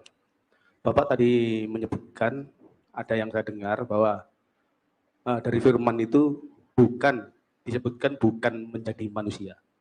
Jadi dari firman berubah menjadi manusia. Saya dengar tadi. Jadi kalau diartikan di sini berubah menjadi manusia, bisa juga berubah menjadi kancil, Pak, atau menjadi tikus. Tolong diperjelas, Pak. Terima kasih. Oke. Penanya berikutnya, silakan. Oke, kawan kita.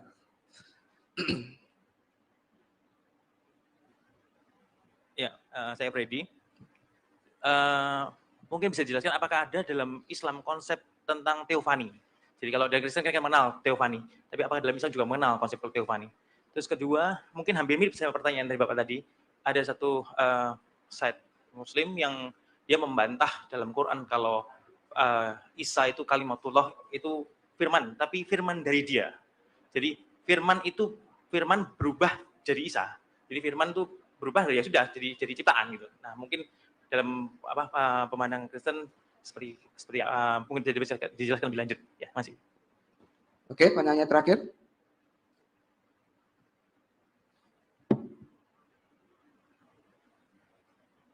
Silakan maju.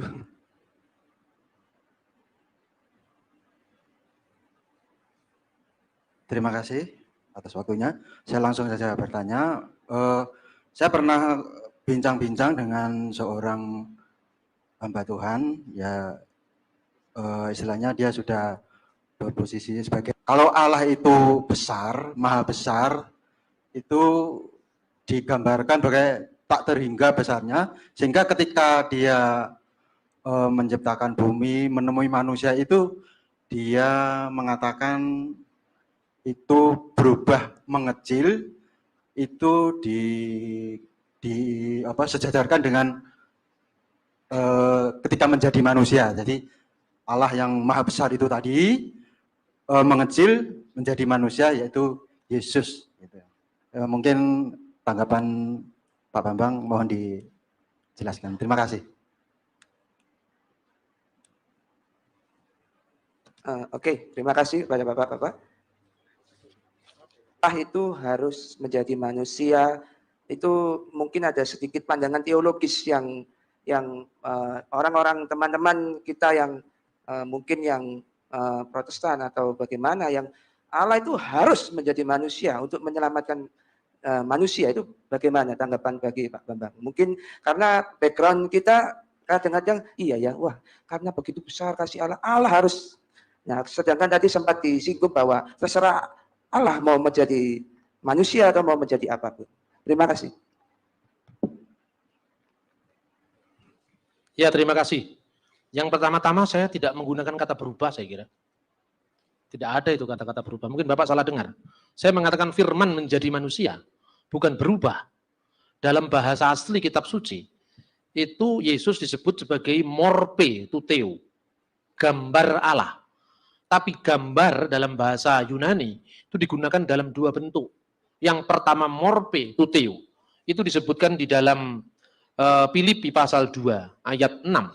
Yang walaupun dalam rupa Allah, hos en morpe teu huparkon. Hos en morpe teu huparkon. Huparkon itu dari akar kata arche, yang artinya yang dari kekal. Dia berada pada rupa Allah. Morpe itu rupa yang tidak berubah. Sementara kemanusiaan Yesus yang berubah. Inilah namanya inkarnasi. Ketika digunakan kata berubah, Alkitab tidak menggunakan lagi kata-kata morpe, tapi skemati. Dia yang berada dalam rupa manusia, itu skemati. Jadi keserupaan Yesus dengan manusia digunakan kata skemati. Skema itu rupa yang berubah-ubah. Dalam rupa manusia, itu skemati, antropos. Dalam rupa manusia. Manusia mulai dari bayi, berubah menjadi lebih besar lagi. Remaja, pemuda, dewasa, itu skema. Tapi dalam bahasa Indonesia diterjemahkan kata rupa semuanya. Tapi untuk kata rupa yang tidak berubah itu morpe. Dalam konteks apa Yesus disebut rupa Allah? Sebagai firman Allah, Yesus adalah rupa Allah. Ada di dalam Alkitab misalnya sebagai firman Allah, Yesus adalah rupa Allah. Itu rujukannya di dalam Filipi pasal 2 ayat 6, morpe tuteo. Lalu Kolose pasal 1:15, Yesus itu adalah gambar Allah. Sekarang kita sepakat dulu, Allah bisa dilihat apa tidak? Allah tidak bisa dilihat. Alkitab jelas mengatakan, tidak seorang pun pernah melihat Allah. Jadi, keserupaan dengan Yesus itu bukan dalam kodrat kemanusiaannya, tetapi di dalam kodrat keilahiannya sebagai firman. Firman Allah itu rupa Allah. Firman Allah itu gambar Allah. Pertanyaan berikutnya, bukankah manusia adalah gambar Allah? Siapa yang mengatakan manusia gambar Allah? Tidak ada ayatnya itu. Alkitab mengatakan manusia diciptakan menurut gambar dan rupa Allah. Bukan manusia itu gambar dan rupa Allah. Manusia diciptakan menurut gambar dan rupa Allah. Siapakah rupa Allah dan siapakah gambar Allah? Yesus Kristus sebagai firman Allah. Maka firman Allah adalah Allah. Tetapi Yesus sebagai manusia serupa dengan kita. Skemanya skema kemanusiaan. Misalnya, Yesus umur 8 hari dibawa ke bait Allah. Kenapa? Karena anak umur 8 hari harus menjalani upacara sunat. Bar miswah dalam agama Yahudi. Yesus dibawa ke bait Allah disunat. Umur 8 hari. Umur 12 tahun, kenapa Yesus dibawa ke bait Allah? Karena pada umur itu, Yesus harus melakukan, untuk Yesus saya katakan harus ketika menjadi manusia. Karena apa? Dia memasuki keterbatasan kita. Untuk waktu yang singkat, dia dibuat lebih rendah dari malaikat. Tapi lebih rendah dari malaikat itu waktu yang singkat ketika firman menjadi manusia. Nah, dia menjalani apa yang dinamakan bar miswah, menjadi anak hukum. Melakukan hukum Taurat umur 12 tahun. Itu namanya bar miswah kalau agama Yahudi sampai hari ini. Kemudian Yesus baru muncul umur 30 tahun. Tidak usah berspekulasi Yesus pergi ke India. Kalau Anda tahu sejarah Yahudi, budaya Yahudi, memang orang itu tidak boleh mengajar sebelum umur 30 tahun. Makanya pelayanan itu di depan publik baru muncul umur 30 tahun. Bukan hanya Yesus, tidak ada seorang rabi pun yang menceritakan Sweet 17 melakukan apa, tidak ada itu. Itu budaya barat, ya kan?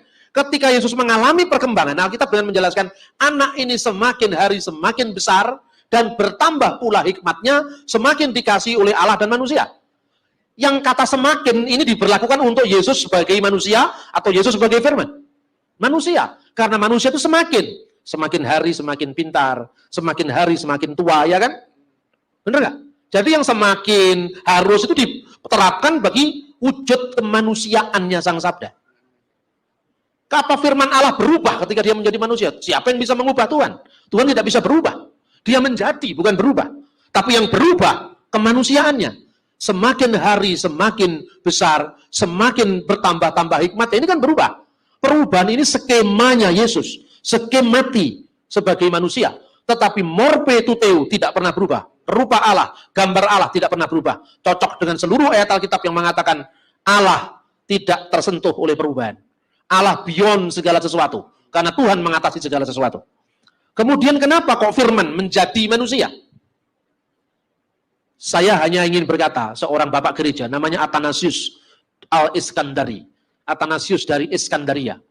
Dia seorang pahlawan iman yang mempertahankan keilahian Kristus pada konsili Nikea tahun 325. Dia mengatakan begini, setiap orang mengetahui bahwa manusia diciptakan menurut gambar dan rupa Allah. Itulah fitrah penciptaan kita. Dan setiap orang juga harus mengetahui bahwa Kristus sebagai firman-Nya adalah gambar dan rupa Allah itu sendiri. Dia sebutkan ayatnya, Kolose 1 ayat 15, Filipi pasal 2 ayat 6 dan seterusnya. Dan kita setelah tahu bahwa manusia telah jatuh ke dalam dosa. Ketika manusia jatuh ke dalam dosa, fitrah penciptaannya mula-mula, di mana manusia diciptakan menurut gambar dan rupa Allah tadi, rusak. Sekalipun tidak rusak total. Kenapa tidak rusak total? Buktinya manusia masih mengenal agama. Buktinya manusia masih mengenal Tuhan lewat alam semesta. Langit menceritakan kemuliaan Allah dan cakrawala memberitakan pekerjaan tangannya. Agama-agama itu bukan karya setan. Sekalipun dia bertentangan dengan iman Kristen. Agama-agama itu adalah hasil pencarian Tuhan, hasil pencarian manusia terhadap Tuhan. Ngupadi sangkan paraning dumadi. mencari asal-usul kehidupan. Karena apa? Masih ada sisa-sisa gambar Allah yang retak tadi. Minimal cukup untuk mengetahui bahwa Allah itu ada. Alam semesta menceritakan kemuliaannya, manusia tahu dari alam bahwa Allah itu ada. Inilah yang disebut wahyu umum dalam iman Kristen. Pengenalan Allah melalui alam semesta. Tetapi wahyu umum ini tidak cukup, kata Athanasius. Kenapa? Karena ibarat manusia itu jatuh ke dalam dosa. Gambar Allah yang menurutnya manusia diciptakan fitrahnya tadi masih ada. Tetapi tidak berdaya lagi untuk mengusir dosa. Manusia ingin berbuat baik, hasilnya yang sebaliknya. Ibarat bensin, baunya masih ada, tapi tidak punya daya bakar lagi. Itulah sebabnya firman Allah menjadi manusia. Agar manusia kembali pada fitrah penciptaannya. Kata Athanasius. Dan kita tahu Yesus adalah firman Allah yang adalah gambar dan rupa Allah sendiri. Tidak seorang pun yang bisa mengubah manusia, mengembalikan manusia dari kejatuhannya, sehingga fitrahnya tadi rusak. Jikalau bukan firman itu sendiri datang ke dunia untuk mengembalikannya. Itulah misinya kenapa firman menjadi manusia. Manusia yang sudah jatuh ke dalam dosa, itu ibarat orang dadi. Tahu nggak dadi? Kesurupan. Orang itu manusia, dia ngaku katanya Nyi Roro Kidul. Nah, kebetulan yang dadi itu katanya misalnya Glenn, misalnya Pak Glenn. Itu dadi ditakoni, namamu siapa? Nyi Roro Kidul misalnya. Lalu ada orang berhikmat yang pintar, gitu. Datanglah orang berhikmat ini, Bu Susan misalnya. Kemudian Bu Susan bawa fotonya Glenn besar-besar, didampingi oleh Freddy. Kemudian dikatakan, "Hei, siapa kamu?" katanya. "Saya Nyi Roro Kidul." Suaranya sudah berubah seperti perempuan. "Siapa kamu?" "Nyi Roro Kidul." "Tunjukkan gambarnya." "Ini gambar siapa?" "Gambarnya saya." "Kamu Nyi Roro Kidul apa bukan?" "Bukan." "Kamu siapa?" "Glenn." Nah, begitu juga manusia kembali pada fitrah penciptaannya semula ketika dia melihat gambar manusia sempurna yang olehnya manusia diciptakan. Paham yang saya maksud? Jadi bukan, kenapa Allah menjadi manusia? Itu kan terserah Tuhan. Mau apa urusanmu? Lah ini kan semenang-menang yang namanya begitu. Alkitab terlalu jelas memberikan jawaban. Ya kan? Nah, kemudian yang berikut, maha besar. Tidak terhingga, sehingga ketika dia menjadi manusia berubah mengecil. Itu Anda menggambarkan seperti gambaran fisik tadi. Besar kecilnya itu nggak ditentukan oleh ruang dan waktu kan. Coba kita, makanya kadang-kadang ya, saya selalu ingin mengusahakan di sekolah-sekolah STT Protestan itu mesti belajar filsafat. Itu penting sekali karena filsafat itu disiplin berpikir. Kalau pikiran kita itu tidak sistematik, tidak urut, hancur, itu kita tidak bisa mikir kritis. Begitu Anda ditanya tentang masalah metafisika, langsung mentok mengatakan hanya Allah yang tahu kan selesai. Tapi kalau kita memahami pola berpikir sehat, ya saya katakan tadi. Kenapa kalau Matius bersama Markus, Markus bukan Matius? Karena ini fisik. Tapi kalau Allah beserta kita, Allah beserta orang yang sabar, innallaha ma'as-sabirin. Berapa jumlahnya orang yang sabar di kota Surabaya? Oh banyak Pak, 10.000 misalnya. Berarti di 10.000 tempat yang berbeda, Allah yang satu beserta dengan 10.000 orang di saat dan jam yang sama. Apakah Allah jadi 10.000? Tuhan, kenapa enggak datang-datang? Di Betani kebaktiannya kelamaan, makanya enggak datang-datang ke sana. Itu kan orang yang otaknya senting sebetulnya. Bagaimana Anda bisa memahami Tuhan dengan ruang dan waktu? Jadi tidak perlu kita harus membuat kata-kata, dia harus mengecil. Memang Tuhan itu mikroba apa harus mengecil apa? Kemahabesarannya justru mencakup segala sesuatu, sehingga tidak ada yang mustahil bagi dia. Gitu loh. Terus kemudian firman dari dia. Iya betul. Dalam Al-Quran ada dua kata yang diterjemahkan itu. Satu dari surat An-Nisa, ayat 171. Satu dari surat Ali Imran 39, dan Ali Imran 45. Tiga ini yang bicara Isa sebagai kalimah. Tetapi redaksinya beda-beda. Kalau di dalam surat An-Nisa 171 dikatakan innamal masih, sesungguhnya al-masih Isa putra Maryam itu Rasulullah, Rasul Allah, wa kalimatuhu, wa dan kalimah firman, hu dia dan firmannya. Jadi bukan firman darinya, tapi ada firman darinya, itu dari Ali Imran. Firmannya al-qoha ila Maryam yang dijatuhkan kepada Maryam. Warruhu minhu dan roh dari dia. Itu dari An-Nisa. Tapi dari Ali Imran 39, Anallaha yubasyiruka biyahya musaddiqan bi kalimati min Allah. Ketika Allah berfirman, sesungguhnya Allah telah memberikan kabar gembira kepadamu dengan firman bi kalimati minhu dan firman dari dia. Apa? Musaddiqan bi kalimati min Allah, dengan firman dari Allah. Ini dari Ali Imran 39. Ali Imran 45, redaksinya innallaha yubasyiruki, karena itu untuk Maryam, bi kalimati minhu, dengan firman dari dia. Dua kata dari muncul dari dua ayat, Ali Imran 39 dan Ali Imran 45, tapi Anisa firmannya. Jadi saya kira nggak bisa dijadikan dasar untuk membuat kesimpulan bagi saya, kalau saya pribadi. Saya tidak bisa mengatakan apa yang dimaksudkan Quran dengan Isa itu efek dari ciptaan atau ciptaan. Karena semua teologi-teologi Kristen yang menyebar pada zaman sebelum Nabi Muhammad, itu semua terwakili dalam Quran. Dan kita tidak bisa memaksakan hanya satu tafsir yang dianut, yang lain dibuang. Kalau Anda membaca tulisannya Thomas yang saya kutip tadi, yang The Word of God in the Quran, itu ada perkembangan. Misalnya, kalau kata kalimah itu diterapkan untuk Isa dalam pengertian makhluk, kenapa dari ayat-ayat yang saya sebut tadi, itu justru menunjukkan keputusan ilahi, kedaulatan ilahi, dan kata kalimah. Kalau kata kalamullah itu hanya verbal.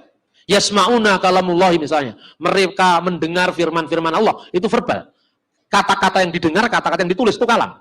Tetapi kalimah itu putusan. Kalimah itu adalah kedaulatan. Itu tambah jikalau bukan karena kalimah dari Tuhannya misalnya. Nah itu. Kemudian jadi saya pikir tidak cukup hanya itu. Langkah yang paling menarik bagi saya dalam studi Islam bukan sekedar apologetika, tetapi mencari paralelisme sumber-sumber historis. Misalnya, ketika kita mengajukan data-data buku apokrifa, ini paling mujarab bagi saya. Data-data kisah sejaman misalnya. Ini paling ini. Dan saudara muslim saya kira juga akan bisa paham itu, seperti yang dibuktikan dari karya Muhammad Khalafullah. Quran bukan kitab sejarah. Fanul kasasi fil Quranul Karim, judul aslinya itu. Jadi memang Al-Quran tidak bisa harus diarahkan pada satu kesimpulan. Kadang-kadang warna Aryan muncul. Tapi kadang-kadang kontra Aryan juga muncul gitu loh. Tetapi itu diwakili pada terminologi yang sama. Maka bagi saya, membandingkan Quran dan Alkitab bukan sekedar perbandingan ayat demi ayat. Membedah asal-usul teksnya, mengkritisi historical background-nya, dan pikiran-pikiran apa yang mempengaruhi orang pada zaman itu.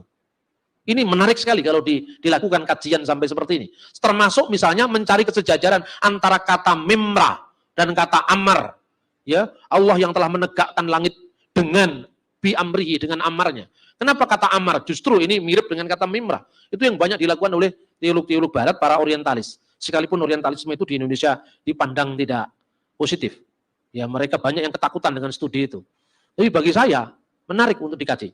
Kemudian, mengapa Allah harus menjadi manusia? Jangan gunakan kata Allah menjadi manusia.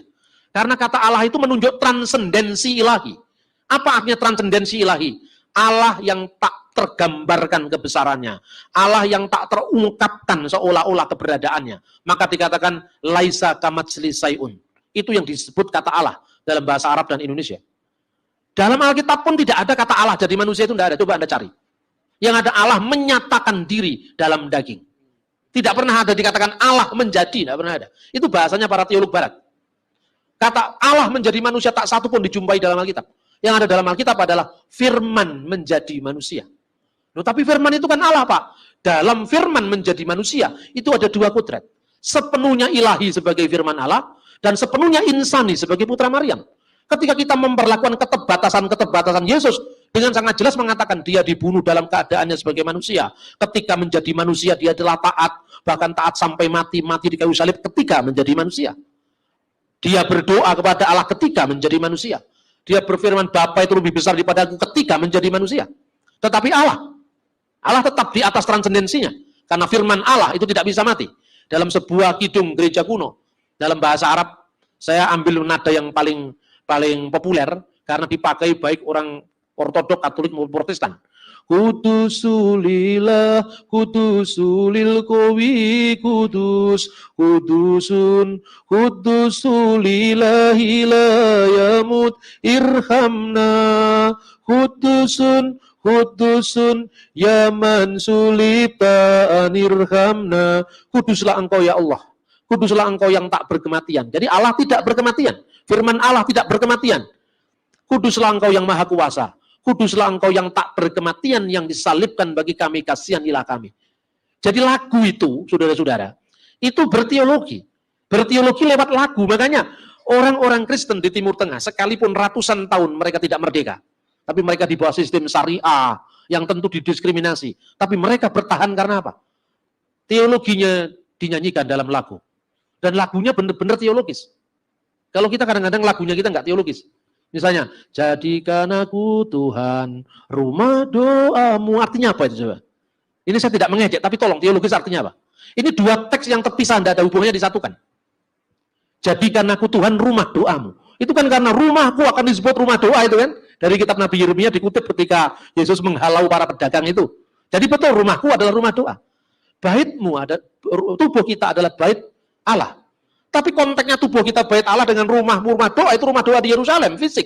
Bait Allah ini spirit, tidak sama. Tetapi karena kadang-kadang, ya minta maaf, pencipta lagu tidak mengerti teologi secara benar. Sehingga itu dikaburkan antara dua ayat yang tidak berhubungan. Memang indah kalau dinyanyikan. Tetapi fungsinya apa? Coba Anda lihat lagu-lagu gereja kuno. Itu jelas sekali maknanya, misalnya Kudusulillah, kudusul qawi, kudusul ladila ya mutirkamna. Itu jelas mengatakan Trisagion, Allah yang tak berkuasa, Allah yang berkuasa, Allah yang maha kudus yang tak berkematian. Itu Tritunggal. Tetapi ketika Trisagion Yaman sulipta aitun ana irhamna, itu kristologi. Jelas ada Trisagion yang menunjuk kepada Tritunggal. Ini Trisagion gereja-gereja Kalsedonia. Ada Trisagion yang menunjuk pada kristologi, di mana Allah ketika firman-Nya menjadi manusia, di dalam subjek satu Kristus yang disebut kodrat ganda Kristus itu sekaligus ilahi, sekaligus insani. Secara ilahi dia tak berkematian, secara insani subjek yang sama tadi mengalami kematian karena bela rasa dengan umat manusia, karena menebus dosa manusia. Itu bisa dijelaskan dengan sangat gamblang, kayak orang Islam itu. Kalau kita berteologi mirip Islam itu gampang nyantol. Menghafalkan ilmu kalam ini misalnya, sekalipun tidak semua ulama sepakat ya. Mukhalafatulil kawadisi. Dari kecil sampai sekarang saya hafal itu.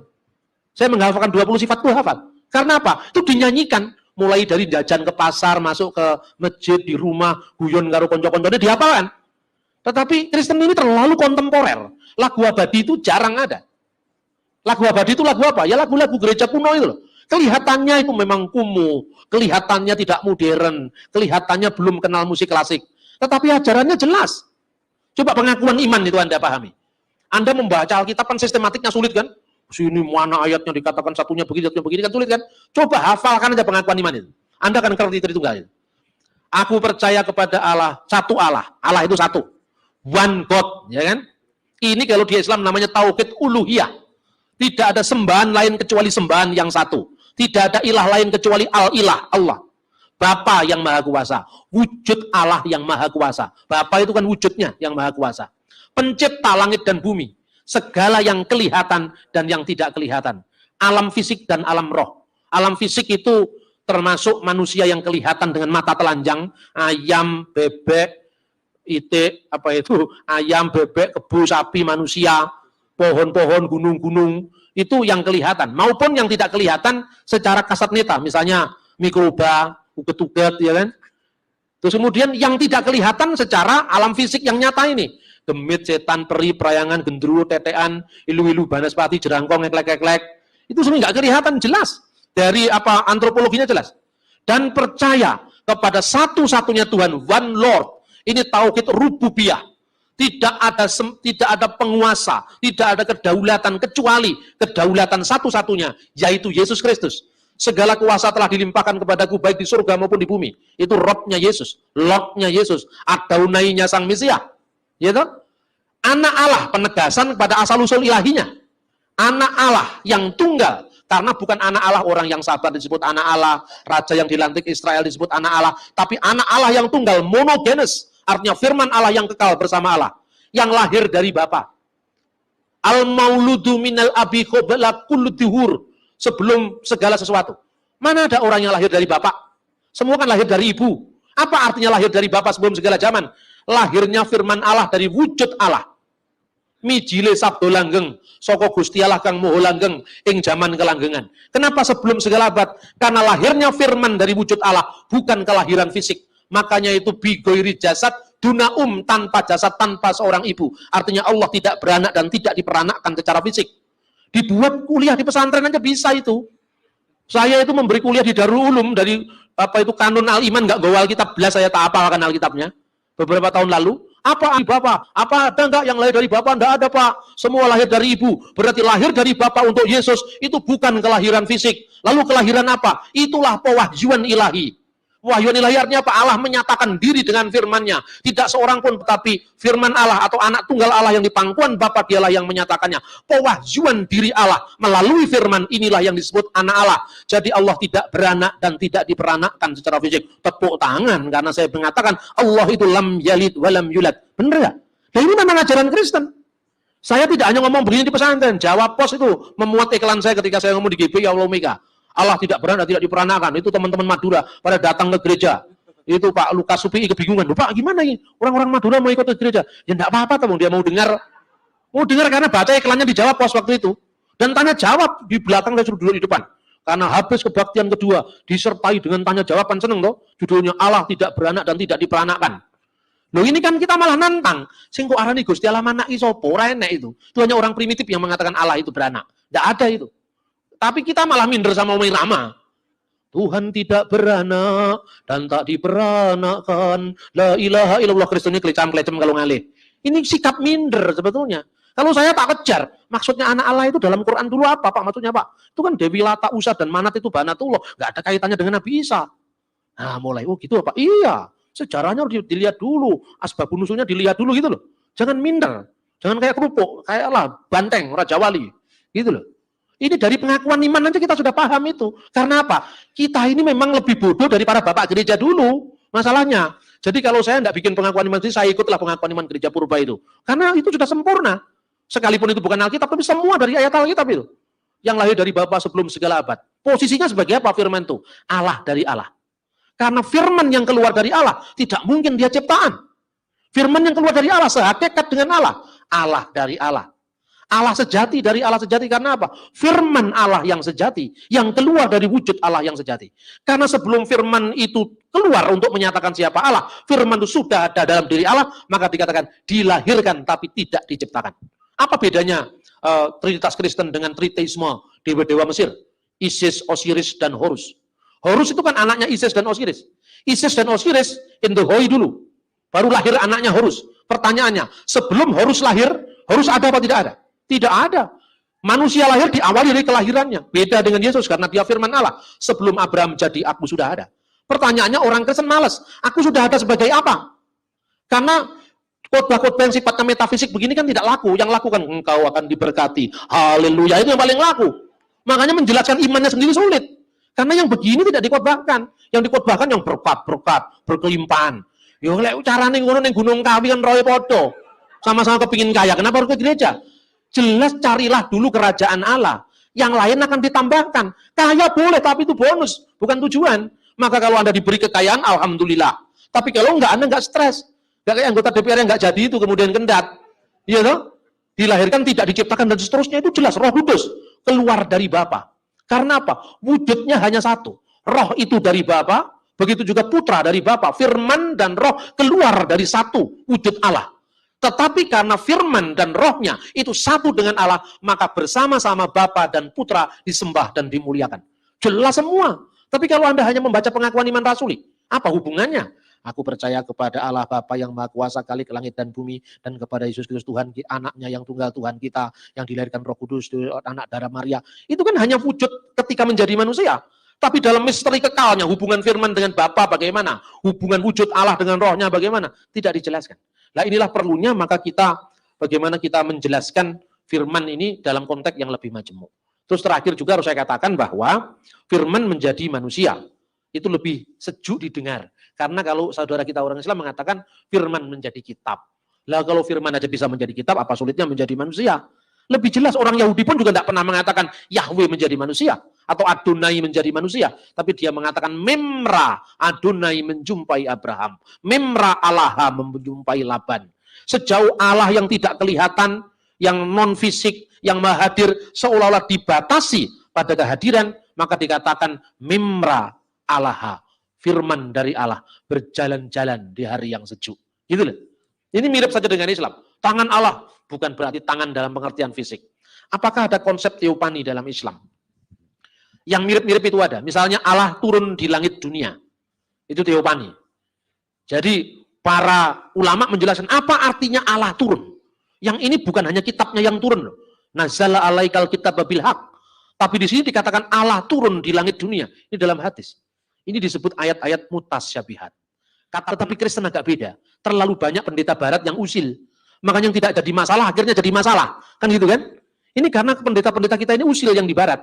Nah, pendeta-pendeta kita yang di dunia berkembang, kurang usil dan kurang kreatif. Mestinya di tengah-tengah. Ya jangan usil, tapi kreatiflah. Sadar membaca tanda-tanda zaman, supaya firman Tuhan semakin diberitakan. Saya pikir hanya itu saja. Saya tadi ngomong 45 menit, karena saya bicara tidak ampel-ampel, makanya lebih dari 45 menit, tapi tidak apa-apa. Bulan depan saya pikir temanya agak sulit sedikit. Ya, di situ ada banyak kata-kata disebut, tapi saya berusaha, saya akan buatkan PowerPoint supaya Anda tidak terlalu melihat dengan tatapan mata hampa, dengan tapi tatapan mata yang berpengharapan. Saya pikir itu. Terima kasih. Oke, sekali lagi tepuk tangan untuk Pak Bambang. Oke, kita akan, karena AC-nya sudah dimatikan oleh pihak Plaza. Ini tandanya kita diusir secara halus. Mari kita tutup acara ini dengan terlebih dahulu berdoa, tetapi supaya tidak ngantuk, saya ngajak berdiri, kita menyanyikan satu pujian. Bapak terima kasih. Karena lagu ini universal, baik di Katolik maupun di Protestan atau Karismatik, kita akan menyanyikan bersama-sama. 1, 2, 3. Bapa terima kasih. Bapa terima kasih. Bapa di dalam surga, terima kasih. Amin. Marilah kita berdoa. Bismillahirrahmanirrahim. Walidni warohil kudus. Al-ilahu wahid. Amin. Ya Allah, ya Abah Samawi, Allah yang kami kenal dan kami sembah di dalam wujud kemanusiaan Yesus Kristus. Kami bersyukur kalau kami boleh berkumpul di tempat ini, boleh mengikuti acara ini, itu semua hanya oleh kasih karunia dan anugerah Tuhan semata. Jangankan biarkan kami menjadi seorang yang sombong. Ya Bapa Surgawi, sebentar lagi kami akan pulang. Kiranya Tuhan menyertai kami dalam perjalanan kami sehingga kami boleh tiba dan bertemu dengan keluarga kami masing-masing. Pertemukanlah kami kembali dalam acara ini berikutnya. Biarlah kuasa Roh Kudus-Mu yang memampukan kami untuk dapat memberikan pengertian, memberikan hikmat, makrifat yang hanya dari Tuhan. Dan kami meyakini bahwa iman membutuhkan akal budi seperti yang dikatakan oleh Santo Anselmus dari Canterbury. Terima kasih Tuhan, terima kasih. Segala kemuliaan hanya bagi Sang Bapa, Putra, dan Roh Kudus seperti pada permulaan, kini, dan sepanjang segala masa. Amin. Demi nama Bapa, Putra, dan Roh Kudus. Amin.